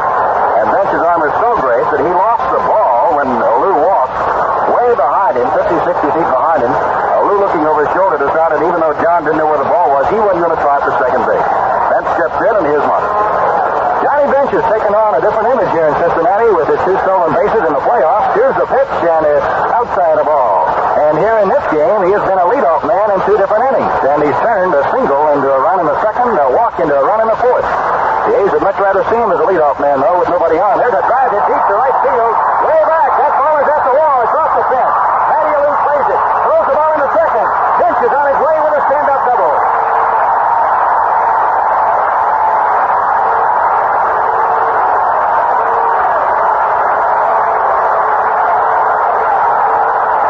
Kenny Holtzman made a high outside pitch to Johnny Bench, and he really went with it to the right field wall on the fly. And they tell me that Bench doesn't hit the ball to right field very much.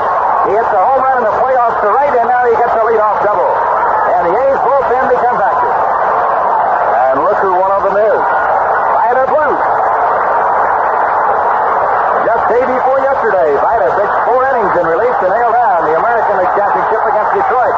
Right next to him is a big right-hander named Raleigh Fingers. And Dick Williams is going to the mound. He might make a change right here. Out in the Cincinnati bullpen, they're warming up Pedro Borbon.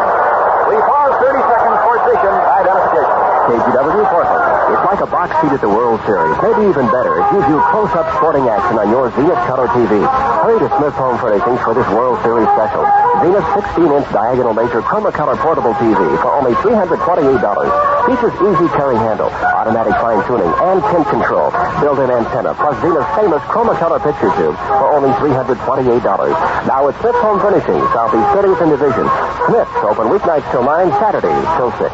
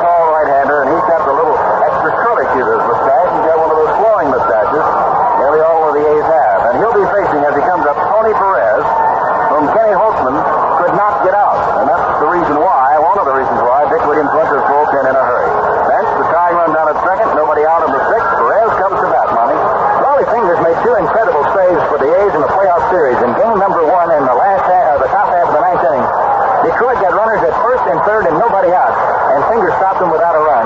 And then in Detroit, in the ninth inning of another game, they got runners at first and third and one out and did not score.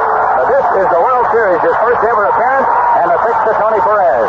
A curve is in there, a call strike. Wally's big pitch actually is a slider. He throws it off the sidearm motion to right-handers alike.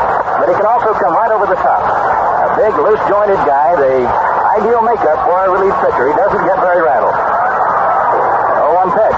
Curve swung on and missed back to Perez. Missed that one a mile. Dale Cheney is up in the Cincinnati bullpen area, loosening up his arm as he might come in for Concepcion with the right-handed pitcher on the mound. But Williams has a left-hander throwing in the bullpen. 0-2 pitch. Fastball foul off Perez, a good right side hitter. Took a shot to right field on that one. His job here is to try to move Johnny Bench over. Oakland is leading 3-2 in the last half of inning number 6.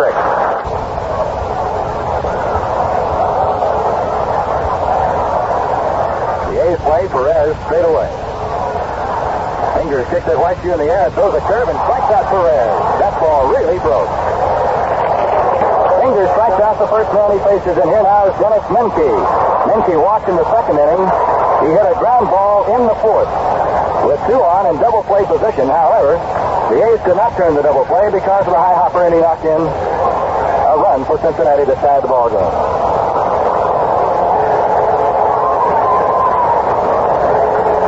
Johnny Bench at second as he almost tore the right field wall down here with a double off Holtzman. Fingers pitch, outside a ball.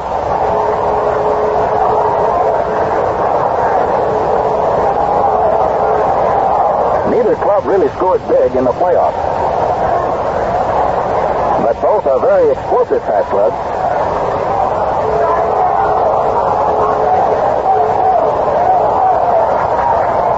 Really turned into a very pleasant day here. Sunshine breaking through once in a while. Well pitch. Menke takes it, and it gets away from Tennis, but not very far. The runner holds on at second. Gino reached across his body, down and away to backhand that ball, and it popped out of the net.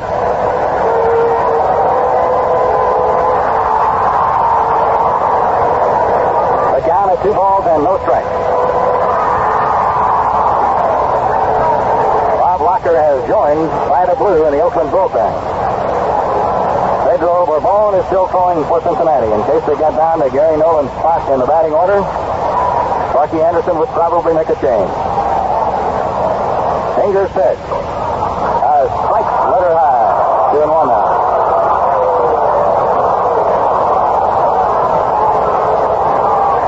And a time called by the umpires on the right side of the field.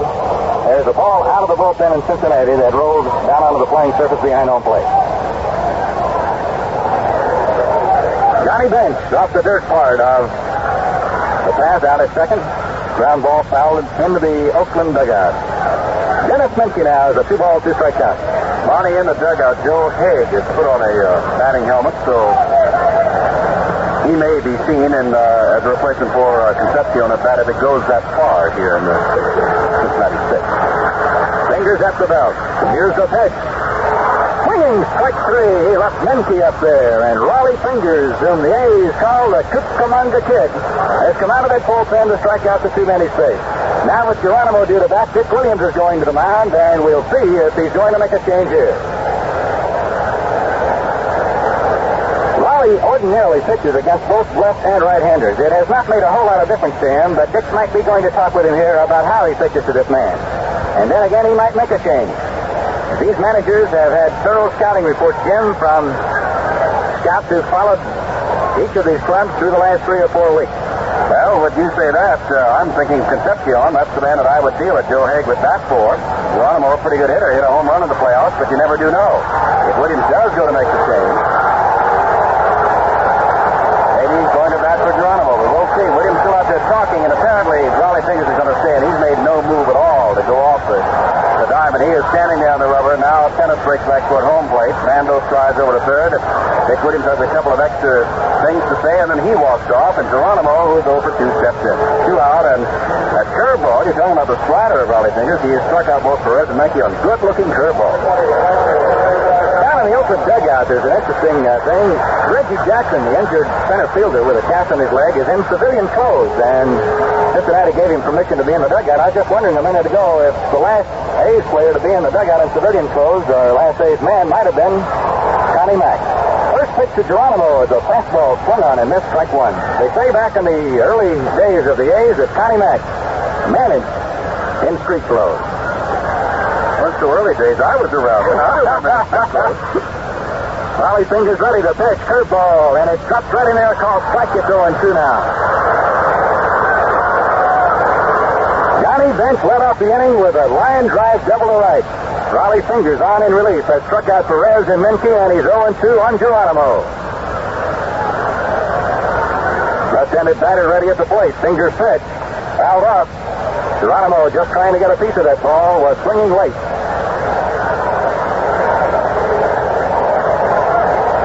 Another injured player is in the dugout with a cast on, but he is in uniform. That's Darrell Knowles. Of course, not eligible to play, nor able to play, but he has a broken thumb. The A's ace, left-handed reliever. Two-strike count on Geronimo. Fingers over the top of the fastball. It's line to left, and Joe Rudy comes in and picks it off about head high. Out of the bullpen, Raleigh Fingers did quite a job to keep a lead for Oakland. The score as we go to the seventh, the A's 3, the Reds 2. Hi, Johnny Bench, not catching, but pitching for Amco windshield wipers. Do you know who holds the Major League record for most strikeouts? Brace yourself. It is Mickey Mantle with 1,710. Of course, Mickey also hit 536 home runs, which makes up for those strikeouts. That's where batters differ from windshield wipers. Wipers should bat 1,000 every time. In bad weather, snow or rain, your life or your family's life may depend on them. If your wipers are streaking or blurring, they're striking out, and you had better bring on some new heavy hitters, like a new set of Amco windshield wiper blades, and you'll see the difference the first time they come up for action. Amco blades are made of pure rubber, and they're engineered especially for your car's windshield.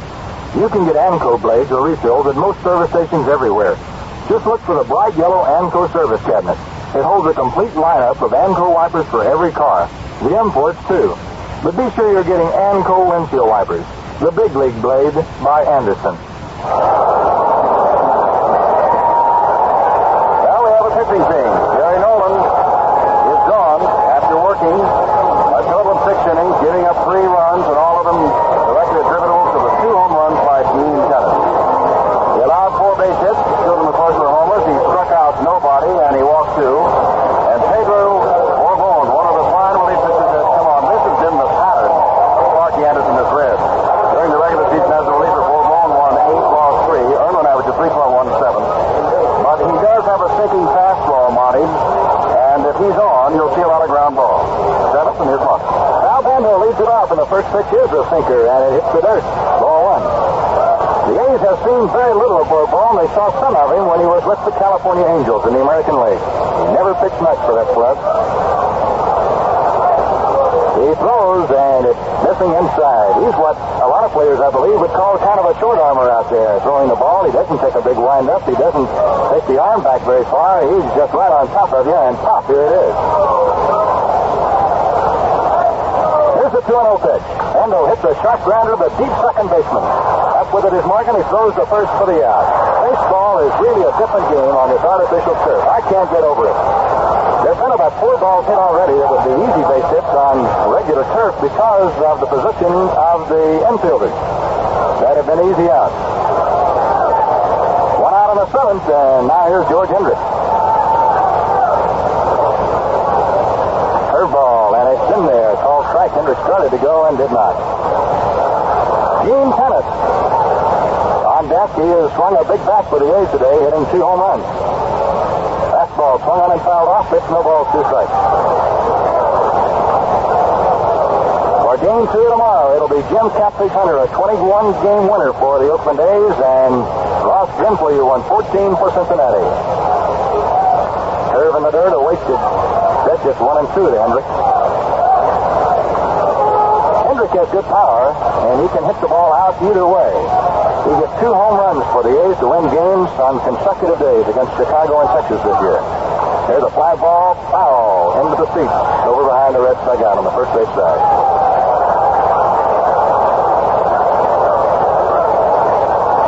After the game tomorrow, road, these teams will wing to the West Coast, to the Oakland Coliseum. Hendricks fouls another ball over the screen, coming back this way. The Bay Area has never had a World Championship professional team of any kind. And Charlie Finley's fondest hopes are to bring a World Championship to the Bay Area for the first time. Hendricks passes one deep behind third, but it goes foul.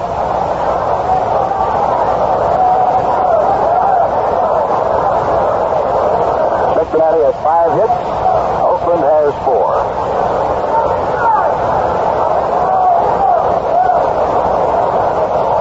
Is scheduled to bat second in the last half of the 7th for Cincinnati, so they may go some more to the bullpen. 1-2 pitch is a curve hanging too high, ball 2.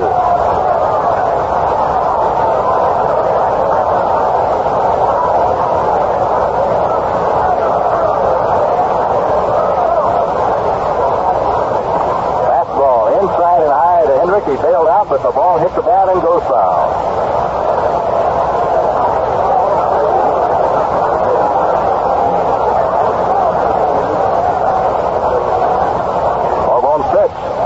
Hendricks is giving him a back.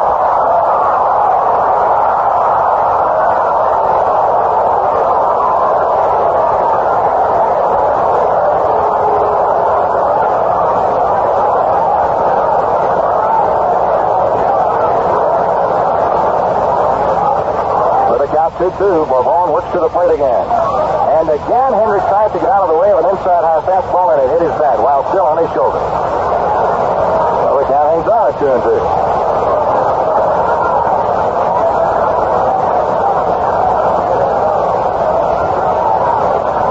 The next pitch, curve way outside, a ball 3-2. Hendricks is really looking him over here today.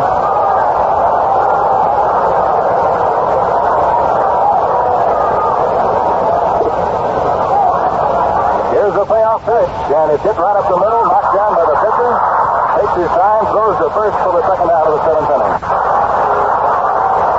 And now here comes Gene Pettis, who has hit 2 home runs in the game, accounting for all Oakland runs. The A's have 3 runs on 4 hits. They have made no errors.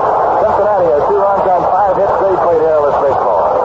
These clubs are both outstanding defensively. So you don't look for a lot of miscues in this series. The pitch to Pettis, swing, a check swing, bouncing ball to deep short. Coming in for the ball is Concepcion. He throws it out. Sets Oakland down 1-2-3 in the 7th. The score, Oakland 3, Cincinnati 2. Flair, 49 cents. Lets you write the way you feel. Flair writes angry.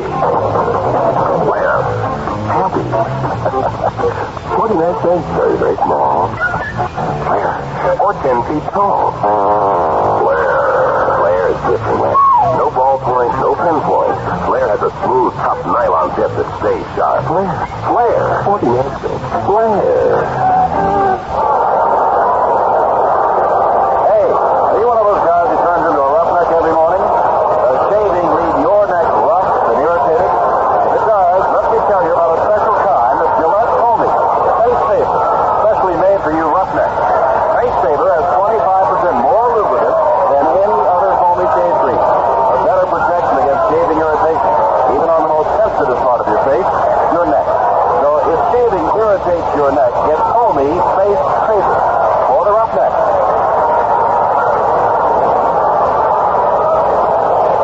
We go now to the last of the 7th inning. Concepcion will lead it off against Raleigh Fingers. There's action in the bullpen, which means that Pedro Bourbon, who is known for that sinker ball and got Bando, Hendricks, and Pettis all to hit the ball on the ground, may have had it. They have pitched only that 1 inning. And guess who is in the bullpen? A fellow by the name of Clay Carroll, who over the years, as far as saves are concerned, did nothing more than set a major league record with 37 saves. Action, here's Monty. Raleigh Fingers' first pitch today is Concepcion is a fastball header high for a strike. Now the big guy winds. Here's the pitch. Missed with a curve inside. It's 1 ball and 1 strike. The largest crowd ever to see a baseball game at Riverfront Stadium in Cincinnati. 52,918 here today. Here's a 1-1 pitch. Sidearm hook is right in there, called strike. Joe Haig is out on deck swinging a bat for for Cincinnati. Concepcion, the batter. He knocked in the first Cincinnati run with a grounder on the infield in the second inning. Fingers big leg kick. Fastball misses inside. It's 2-2.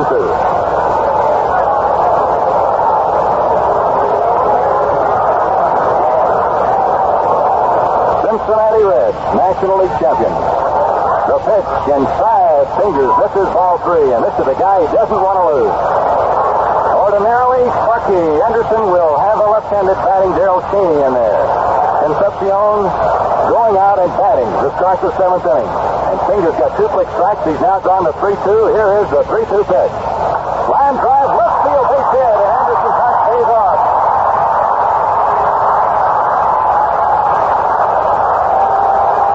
Concepcion lines a shot into left field, a hit to start the inning and putting the tying runner on base. Now here is Joe Hayes. On the pinch hit. He had a .243 batting average this year with 7 homers and 31 runs batted in. Now they're going to go with Uhlaender now. So Uhlaender comes out with a bat. He is a .159 hitter, but an excellent punter. He played with the Minnesota Twins in the American League and also with the Cleveland Indians.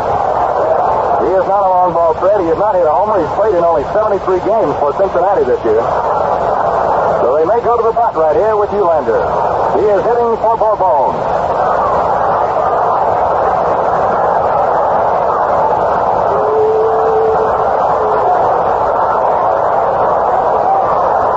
The A's bullpen up and throwing again. Bob Locker, a right-hander. Ida Blue, a left-hander.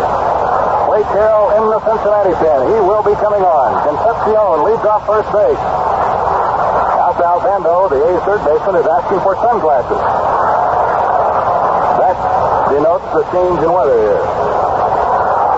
Still kind of a cloudy day, but Sal doesn't want to take any chances.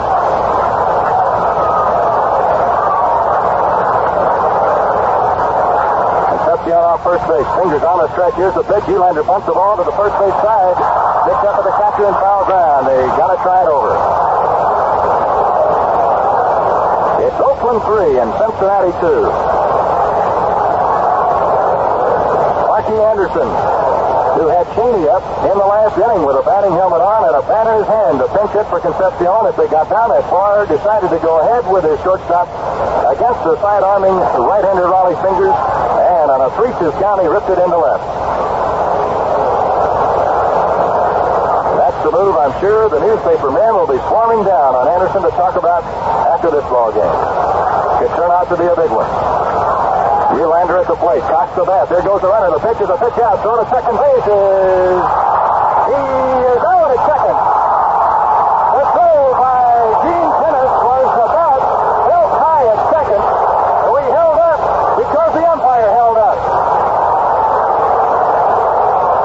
Mel Steiner, National League umpire at second base, called that play. Campanella caught the ball pretty high. Concepcion slid flat. And they're running a replay over here for us to take a look at.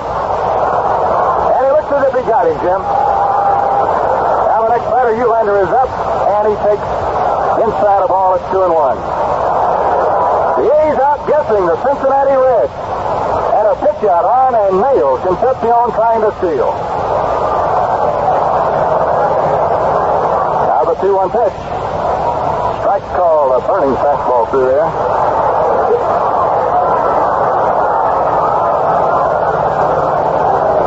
Ed Uhlaender with a 2-ball, 2-strike count. Fingers pitch, curve is just missing outside. It's 3-2, and Raleigh's pitching very carefully here.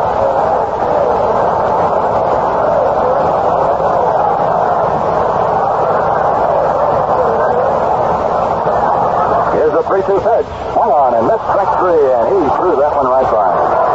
So there are 2 down now here in the 7th inning, and the batter is Pete Rose. Fingers has struck out 3 of the 5 that he's faced.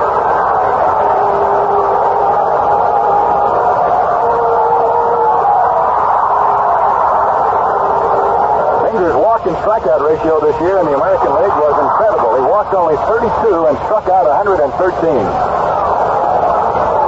Now here's Pete Rose batting left-handed. He's a slicker. Going right-handed against Kenny Holtzman, he went 0 for 3. Finger's pitch is outside the ball. And as Jim said earlier in the broadcast, Rose is a better hitter batting left-handed. Seems to bat out of a much deeper crouch from the left side of the plate than the other way. Very busy with that bat. Pitch to him, a fastball is low. It's 2-0. Rose, the only player in the National League ever to make an All-Star team as a second baseman and as an outfielder. He made it both ways. Now the 2-0 pitch. Inside, ball 3. Fingers has been at ball 3 counts on all 3 batters here in the 7th inning. Holtzman leading Cincinnati 3-2 in the first game of the 72 World Series. Ball 4, Rose walks on 4 straight.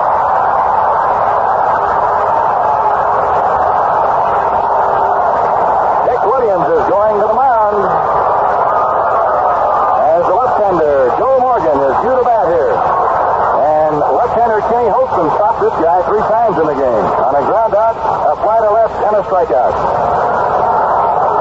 Well, Jim, what kind of base-stealing threat is Pete Rose? Does he run as much as the other guys? Oh, yeah. But of course, Rose is not known as Joe Morgan is with his 58 and Bobby Jordan is with his 42. But Rose, of course, is known for his hustle more than anything else. But he is known to steal a base or 2. He's stolen 10 this year. 10 out of 13. Fine ratio. But I'm wondering if Vida Blue comes in now, Monty. Blue expected to go in the 4th game. And, of course, Dick Williams can always change that around. He wants this first game so importantly that his 4th game starting pitcher, Vida Blue, who had that great finishing 4 innings up in Detroit on Thursday afternoon to help his pitcher, Blue Monotum, set down the Tigers and win the American League Championship. Blue, listed as a starting pitcher, has come back in relief. So Raleigh Fingers goes, coming on with Bench in the 6th inning on second base on a double off Kenny Holtzman. Struck out 2 of the 3 men he got out of the inning. Concepcion led up with a single here. He was out stealing. Eulander struck out, but when suddenly Pete Rose switched around to the left side, Fingers couldn't find the plate and walked Pete on 4 straight pitches. That brings on Vida Blue to face the very dangerous Joe Morgan, who was 0 for 3. And all 3 times Joe was batting, he was batting against another left-hander, Kenny Holtzman. Jim, I was talking with Dick Williams before the game today, and he had not really made up his mind whether or not Blue would pitch the 3rd game or the 4th game, and I think this really dictates that he will pitch that 4th game, and with the day off for travel between here and the West Coast, I think Braddock, even with hard work here today, can be able to come back.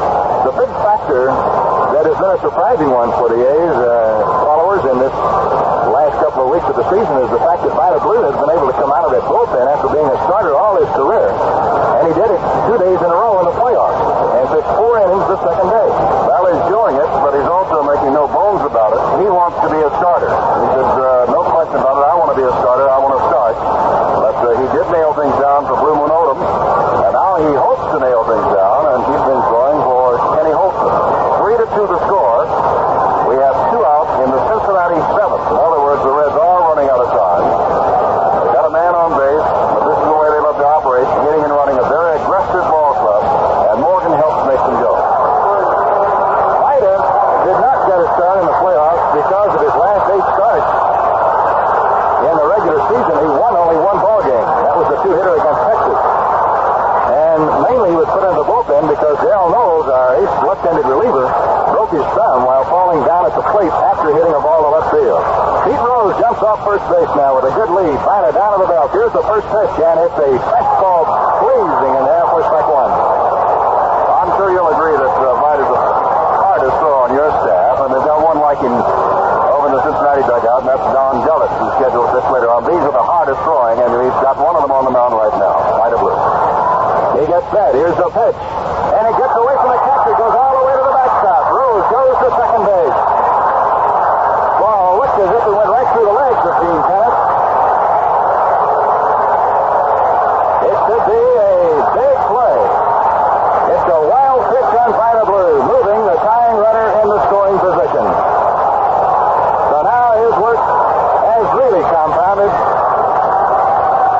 in degree of difficulty. Here's a 1-1 pitch to Morgan. on the ground out past the mound as deep as Campaneris is playing at shortstop. He would really have to do some charging if Morgan were to bounce that ball on a high hopper past the mound. Because Morgan can fly. Ironic twist is Morgan lives in Oakland in the offseason and is in business out there and was really hoping to play Oakland in the World Series. 1 ball, 2 strikes. Pete Rose at second. Oakland leading 3-2. 2 down, 7th inning. Batter pitch. Outside of all, it's 2-2. Blue doesn't throw sidearm, but once in a while he'll drop down near 3/4 against left-handed batters.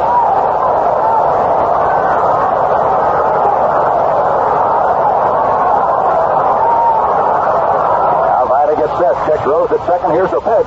Fouled off. Looks like a breaking ball.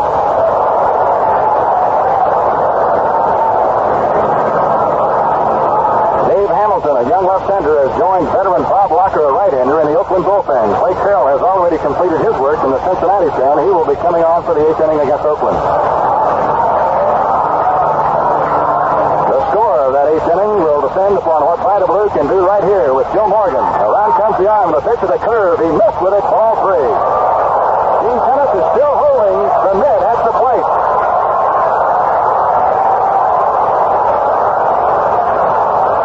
The Oakland bench is on. Chris Pellicudis on that call. Morgan had really been fooled on the pitch. He was not looking for a breaking ball on a 2-2 count. But now it is full at 3 balls, 2 strikes. Pete Rose, a few strides off second base. Vida Blue gets set, kicks the leg, fires, fouled off, and Morgan is hanging tough in there. He's not taking a big swing. He just wants a base hit here.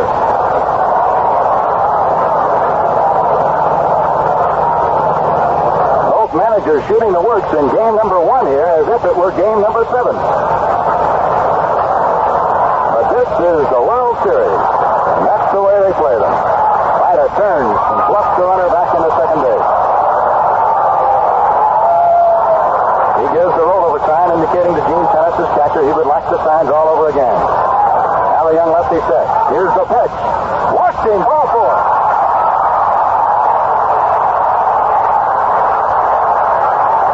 So the Reds now have 2 runners on and 2 out, and here is Bobby Tolan.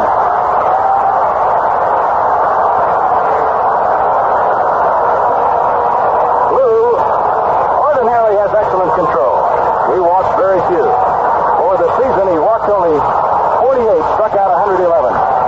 He's put a runner on now. Here's a pitch to Tolan. Fouled off, strike 1.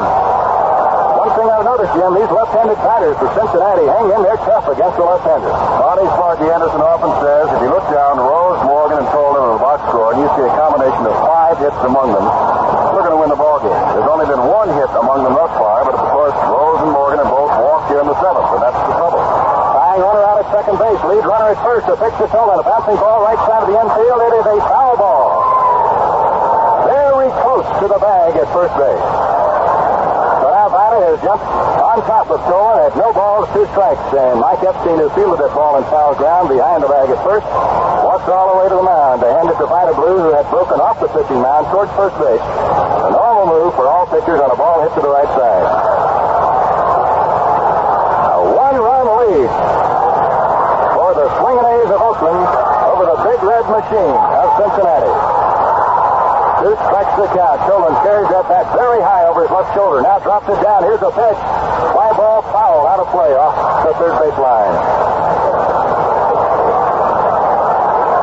The Reds have had 6 hits. The A's have had 4. The difference in the game, the bat of Gene Tennis, which has produced 2 home runs into the left field seat.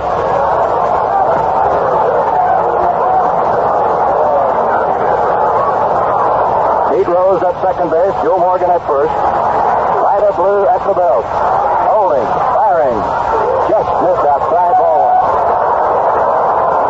Boy, there are some close pitches on the outside of that plate here in this inning. Well, it happens in the National League, Monty. They lean over that inside shoulder, and that outside pitch has been the bane of many batters' existence. And pitchers.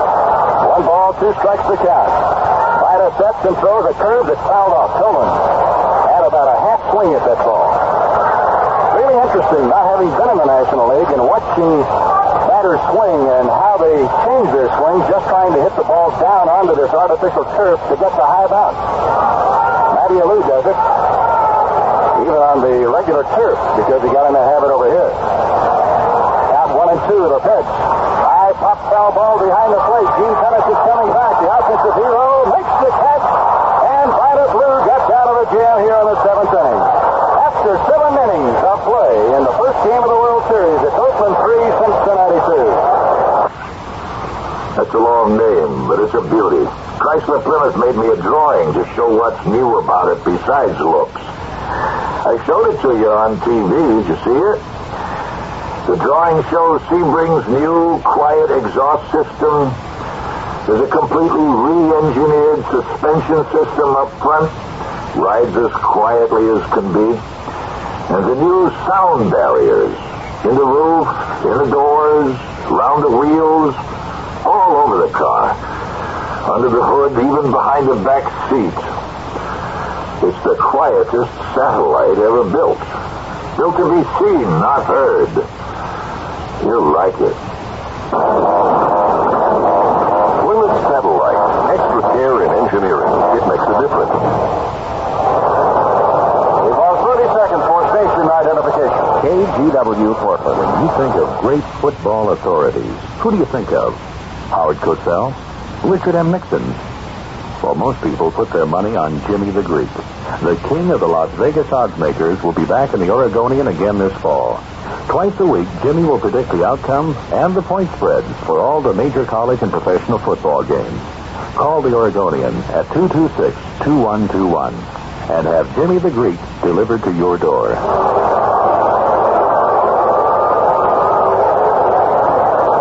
The Cincinnati Reds have a new pitcher, and the Oakland A's are going to have a pinch hitter. The new pitcher for Cincinnati is the Major League's top reliever in history as far as number of saves recorded in 1 year. An incredible 37 game save for Cincinnati's Clay Carroll, a right-hander who throws hard. The pinch hitter for Oakland is Gonzalo Marquez. He ended the season hitting .381 for the A's as a pinch hitter basically, and he had 2 big hits in the playoffs. Here's the first pitch. Swing and a fly ball to left field. Out behind shortstop, out in front of the left fielder, but the shortstop, Concepcion, makes the grab. 1 out on 1 pitch. And now Vida Blue will bat.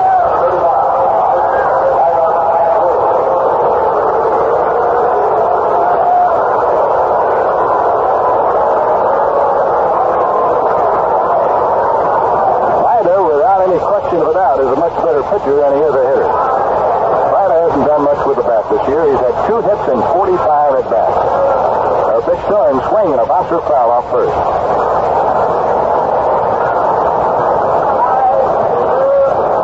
Competitor. Last year's Cy Young Award winner in the American League. The most valuable player in the league. Pitch outside a ball from Carroll. It's 1 ball and 1 strike. Vida had contract difficulties this year. Did not play for the Oakland A's and pitch a game until May 24th. Really, he was not in shape to pitch until the middle of June. Pitches outside a ball. It's 2-1.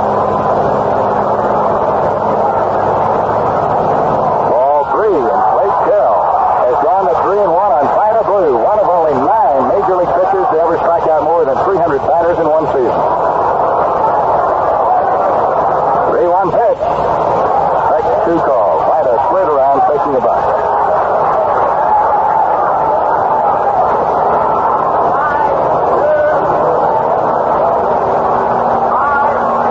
There's the next pitch, and it's out of the strike zone. Ball 4. Wade Carroll has issued a walk to Vida Blue. That's only the 3rd Oakland batter to be walked in the game.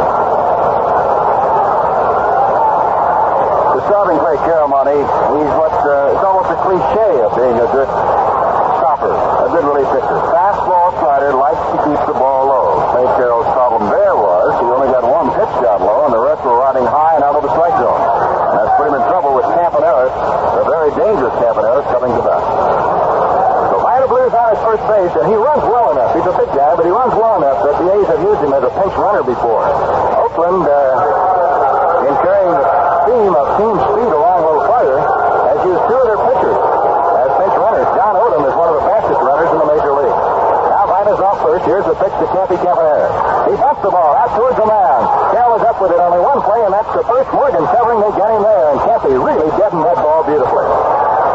Well, there are 2 down, and it's up to Joe Rudy if the A's are to pick up another run here. Oakland is leading Cincinnati 3-2. So far, in his first World Series game ever, Joe Rudy has been held without a hit. He's flagged to center, he is grounded to third, and flagged to right. Dell was the most effective Cincinnati pitcher in the 1970 World Series. In 4 games, he pitched 9 innings and did not give up a run. Only 5 hits, and he struck out 11 batters while walking only 2. So his World Series record right now is unblemished. It will remain that way if he can get Joe Rudy. Vida Blue is at second base. Here's the pitch to Rudy. A strike from the outside corner. Rudy doesn't take that pitch very often. Right now, the Cincinnati second baseman is playing a good 50 feet deep in right field. The shortstop is playing a good 35 to 40 feet behind what normally would be the running path between second and third. Set. Here's the pitch to Rudy, low and outside of all. Matty Alou of the A's was telling us yesterday he didn't like baseball on this turf, not because of the balls that shoot on the ground quickly between the infielders, but because you lose so many line drive hits by the second baseman and shortstop playing this deep. And I really see what he's talking about. Hale pitching to Rudy. Curveball hit deep to left field, but he didn't get all of it. And Pete Rose goes over to Hendricks. He makes the catch, and that's all for Oakland. In the 8th inning, the score remains 3-2, the A's. This is Milo Hamilton. I call the play-by-play for the Atlanta Braves, and I do the radio commercials for Delta, the official airline of the Braves. When I talk about Delta, well, I speak from experience. Last month, I flew more than 16,000 miles on Delta. It was a rugged schedule, but the Delta people made it as smooth as anyone could ask for. Delta is an airline run by professionals, 24,000 professionals. Each highly skilled individual knows his job and gives it his best. That goes for the reservationist who confirms your space by Deltamatic computer in 3 seconds, right onto the baggage handler who delivers your bags in an average time of 7 minutes after you land. It's what Delta calls total service. I'd like to recommend Delta Airlines to you. And I have one other suggestion for people who travel, the American Express Money Card. You can even extend payment for your Delta tickets on the Sign and Fly plan. You're always ready to go with an American Express Money Card. And Delta is ready when you are.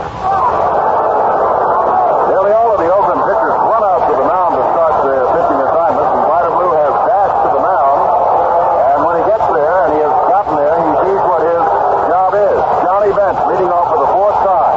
Bench has singled, walked, and doubled as the leadoff man, and has scored the only 2 runs in this 3-2 ball game which Oakland leads.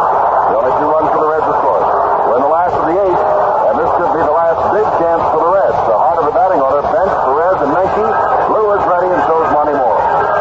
Very few times in the course of any Oklahoman's life would they not be thinking about an Oklahoma-Texas football game on a day like today. Here's Johnny Bench hitting the first pitch high and deep to right.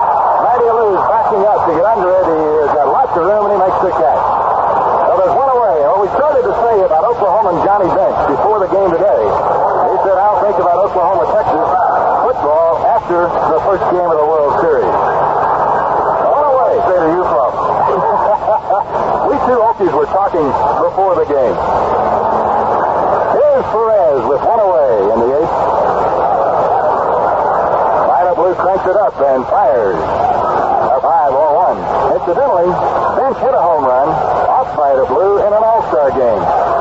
The one played in Detroit. Here's the 1-0 pitch. Perez fouls one off just below our booth. Joe Garagiola is just over to our right, and he made a... Was that a bluff, or was he really going to catch it? 1 ball and 1 strike to Perez. He won an All-Star game for the National League with a home run off an A's pitcher, Catfish Hunter in Anaheim. Swinging strike. 1 ball, 2 strikes to Perez. It's the 8th inning, first game of a World Series. Oakland leading 3-2 over the highly favored Cincinnati Reds. Now the 1-2 pitch. High, ball 2. Slender Tommy Hall, a left-hander, out in the bullpen for Cincinnati.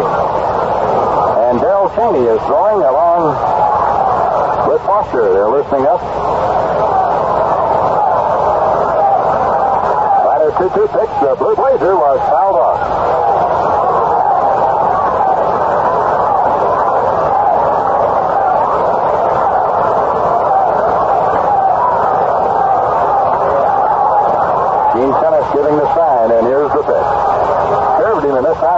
Ryder's unusually wild here this afternoon. Very rarely does he get behind batters or at this 3-2 count. It might be very well because he's pitched so much in the last week. 4 innings day before yesterday. 3-2 pitch on the way. Foul ball upstairs. Jim, over in Tiger Stadium, when you pitch 4 innings with a 1-run lead, every pitch you make has got to be a big one. And that's what Ryder had to do to hold that championship game.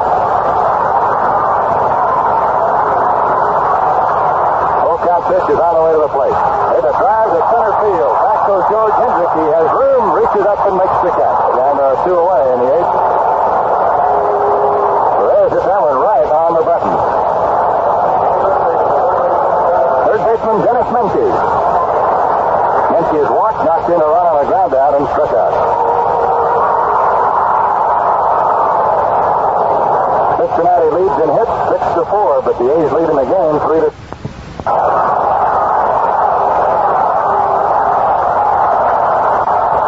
Taking a long time to get his sign. Now he has it.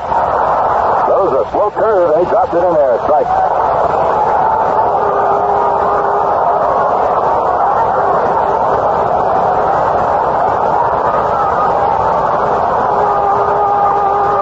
Another breaking ball. Strike 2. Only this one was thrown much harder. Ryder will throw the slow curve once in a while. That time he threw what looks like a hard slider. At 1 and 2, he throws, and there's no doubt what that one was. Ryder threw it as hard as he can throw it. But he missed inside 2 and 2, and Menke pulled the ripcord and bailed out of there.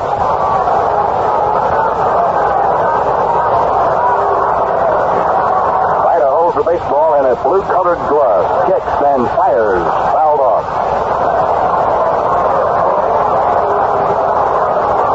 Menke hit 9 home runs for Cincinnati this year. He had a good year. Though he batted only .233, he knocked in 50 runs. Part of the big trade with the Houston Astros. It also brought Morgan and Geronimo here. Now the 2-2 pitch. Swinging strike 3. Ryder left him up there with some real smoke. After 8 innings of play, the score is the Oakland A's 3, the Cincinnati Reds 2. This is Johnny Bench for Anco Windshield Wipers with a private word to all the service station men who display the bright yellow Anco Windshield Wiper service cabinet. Your customers will appreciate it when you give them the right pitch on streaking wiper blades, especially those with hidden wipers. Just ask them if their wipers are streaking, and if they say yes, tell them you can replace them with fresh new Anco wiper blades while you're filling their gas tank. Anco blades will help see them home safe. One of the most important parts of every new car is made of paper, the owner's manual. This year, the owner's manuals for almost all the new cars are recommending a low-octane gasoline, like Gulftane. What they don't tell you is that Gulftane costs even less than Gulf Regular, and it has the performance additive package you'd expect from Gulf. Check your owner's manual and try a tank full of Gulftane, a low-cost gasoline for new cars. From Cincinnati, Jim Simpson with Monty Moore. It is 3-2. We are now in the top of the 9th inning. Clay Carroll on the mound. 3-2 the score, and it's very simple for the A's. George Hendricks in the second walked and scored ahead of the home run by Gene Tennis. Johnny Bench scored both runs for the Reds on infield out, and then Tennis broke the tie with a home run off Gary Nolan in the 5th. It's 3-2. We're in the 9th, and here's Monty. Okay, Jim, Matty Alou leads it off. The first pitch of the curveball bounced to the second baseman, who was not playing deep this time. Morgan throws to Perez, and there's one out on one pitch in the top half of the 9th inning. Matty Alou, who's been known to drag a bunt past the mound, drew Morgan, the second baseman, in very shallow that time. Now Morgan will move all the way back out into right field as the second baseman, as here comes Mike Epstein. Mike ripped one to the wall in the second inning as a leadoff man. Geronimo fielded right off the fence. Leading home run hitter for Oakland this year, Mike Epstein, batted 26, and he hit one off Mickey Lolich in the playoffs. Curveball from Carroll is a little low, ball 1. Epstein's average was very good for a power hitter this year, 270. This is missing outside. 2 balls and no strikes. Mike Epstein, the batter. Sal Bando is on deck. It's 3-2 Holtzman with 1 inning to go. Ball 3 to Mike. I think for a power hitter, Epstein probably takes more close pitches than any I have ever seen. Now Hodgson at that point. There's ball 4. So the A's have a man on. The second batter that Carroll has walked. And here is Sal Bando, who hit only .236 this year, but he had 15 home runs. And now making an appearance in his first World Series ever, as are most of the A's players, but this guy has got to be a surprise especially. The Panamanian Express, Alan Lewis, a 30-year-old speed burner who is a pinch-hitting and pinch-running specialist. The A's brought him up from the minor leagues late in the season. He made 9 stolen base attempts, and he was successful on 8 of them. He stole 102 bases one year in the minor leagues in the A's farm system. Leading off first, he's on his way to second on the first pitch. Vince throws it down there. They're going to get him. Down at second.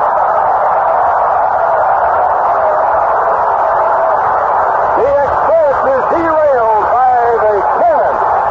Johnny Bench fired to second base for the second time in the ball game, right on target. So now there are 2 down. Now Bendo has taken ball 1. Pitch to him. Swing and a foul. Strike 1. It's 1-1. Going to make believers out of Campaneris, who stole 52 bases, and Alan Lewis with the base-stealing record he has. They are the 2 men he's thrown out. 1-1. There's a slice foul by Bendo down the right field line. Boy, Lewis didn't wait very long to test him. He went on the very first pitch. Well, there have been 4 attempted steals to second base. Everybody writing about the great stolen base artists on these 2 clubs, and nobody's made it yet in a game. 1-2 pitch, curveball hanging outside. Molly, being the Oakland broadcast as you are, I know you'll talk to Alvin Lewis. Ask him how he felt about getting his footing on that artificial turf, which is something you do in no other ballpark in the world. 2-2 to Bando. The pitch with a curve bounced foul. Yeah, Jim, it was interesting to me to watch. Now, Allen ordinarily takes a much bigger lead off first base than Campaneris does. This time, he did not go beyond the dirt part to get out there on that rug. It will be interesting to find out to him if he cut his lead down because he was afraid of the footing off of that. 2-2 pitch. Bando takes outside a very close fastball at 3-2.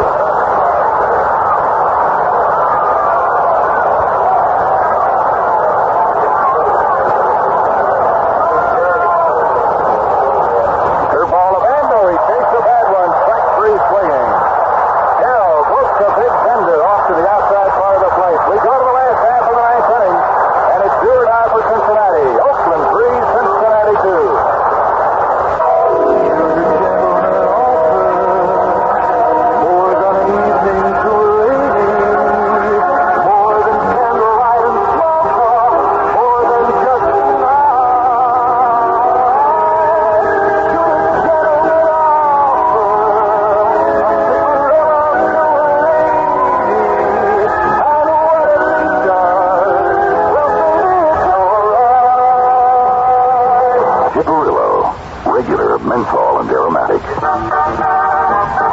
At Rhodes we have got a lot to share, and we care about the people who shop here.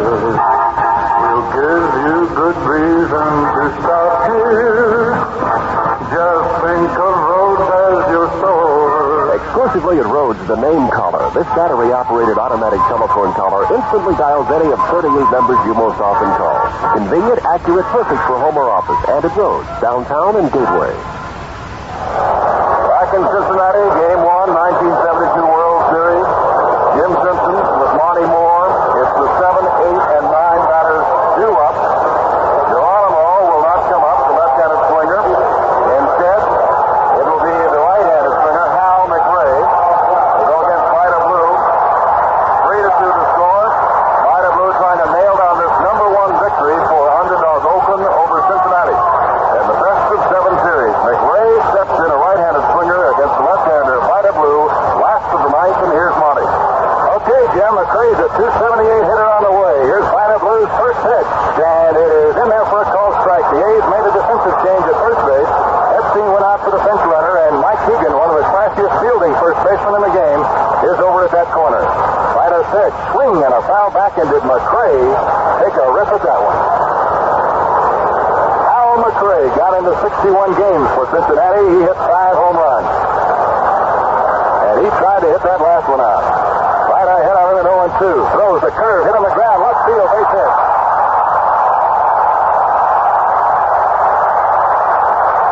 The Reds have the tying runner on as Vida Blue hung a curveball and a no-ball, two-strike count. Nowadays, Concepcion will stay in the game and back. Bench hitter Hal McRae sends the A's bullpen crew to work.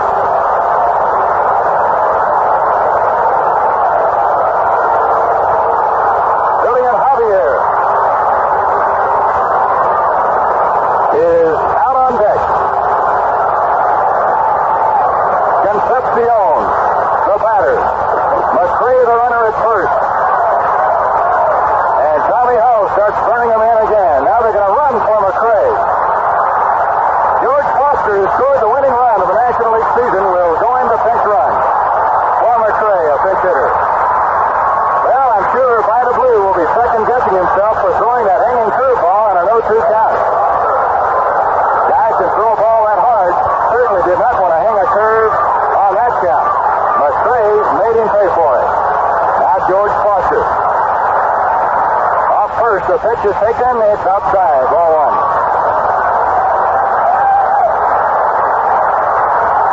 Foster has stolen 2 bases this year. Vida Blue gets set. Here's a pitch. The ball is bunted out towards the mound. It'll be picked up by Sal Bano, the third baseman. He throws to Ted Kubiak. Is in the game at second for Oakland for the 4th out there. Down to second goes George Foster with the tying run. And here's Julian Javier coming on to pinch hit. 1967 and 68 were the Cardinals, Monty. Javier against the Red Sox and then against the Tigers had sensational World Series. He hit 360 in 67 and was also the fielding hero and came back to hit 333 in 1968. He has been around before and is combined 15 World Series games extending back earlier into the 64 series, a 346 average. And he's the man that Vida Blue must face right now. Dick Williams is out again. The situation is the A's lead 3-2 last of the night. But Hal McRae has led off with a single. Foster ran for it. And Concepcion has successfully sacrificed him down to second base. High run at second base. Javier, not a long ball hitter, but an excellent man in handling the bat, is at the plate with all that World Series experience to face the well-known Vida Blue, who is in his first series game. The enthusiasm of the crowd starts to swell. Here's Vida's first pitch. Javier takes a look at it. It costs him a strike. George Foster can take a big lead down off second base. The A's 3 runs, 4 hits and no errors. Cincinnati 2 runs, 7 hits and no errors. 1 out last half of the 9th inning. Oakland leading. The pitch, curveball, bounced foul. Vida got that curve down where he likes to throw the curve to the right-handed batter. And quickly he is in front of Javier at 0-2.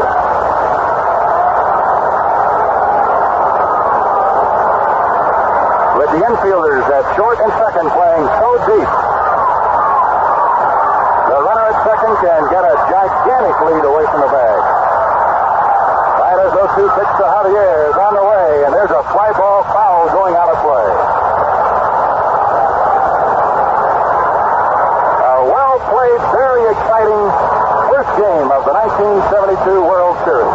And Monty, I'm sure that those who are keeping score with us are aware that double play is not a rarity, not an improbability, or a probability rather, but with Foster down at second base, we're not looking double play since there's no force on any base, and that means that we can assume that the fellow that everybody in Cincinnati knows is Mr. Clutch, they call him Charlie Hustle, Pete Rose, will have a chance to at least tie this game up.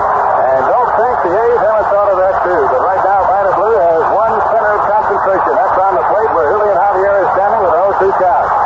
Around comes the arm. Here's a pitch. Ground ball towards the second baseman. Ted Kubiak up with it. Going to first.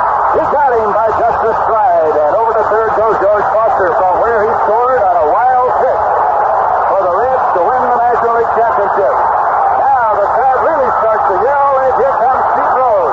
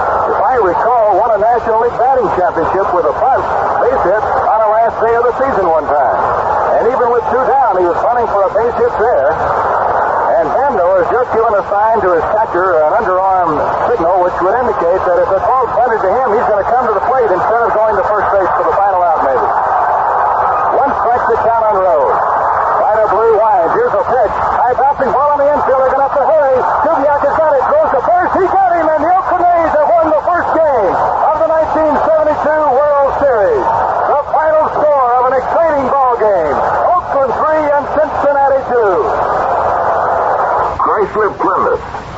You know, they're famous for their engineering, constantly striving to build cars to run better and last longer than ever before. Like their big plush 73 Chrysler New Yorker. And this has been going on for a long time. Did you know the original Chrysler introduced a revolutionary high compression engine? And it was a Chrysler that adopted the idea of welding an automobile body and frame into a single solid unit of strength. And that was only the beginning. Now you get things like a standard electronic ignition system that's practically maintenance-free. You can even order an electronic digital clock if you want to. And there's an improved system of sound isolation for a new, quiet ride in a reclining seat. That's what they're talking about when they say extra care in engineering. Chrysler New Yorker. Extra care in engineering. It makes a difference.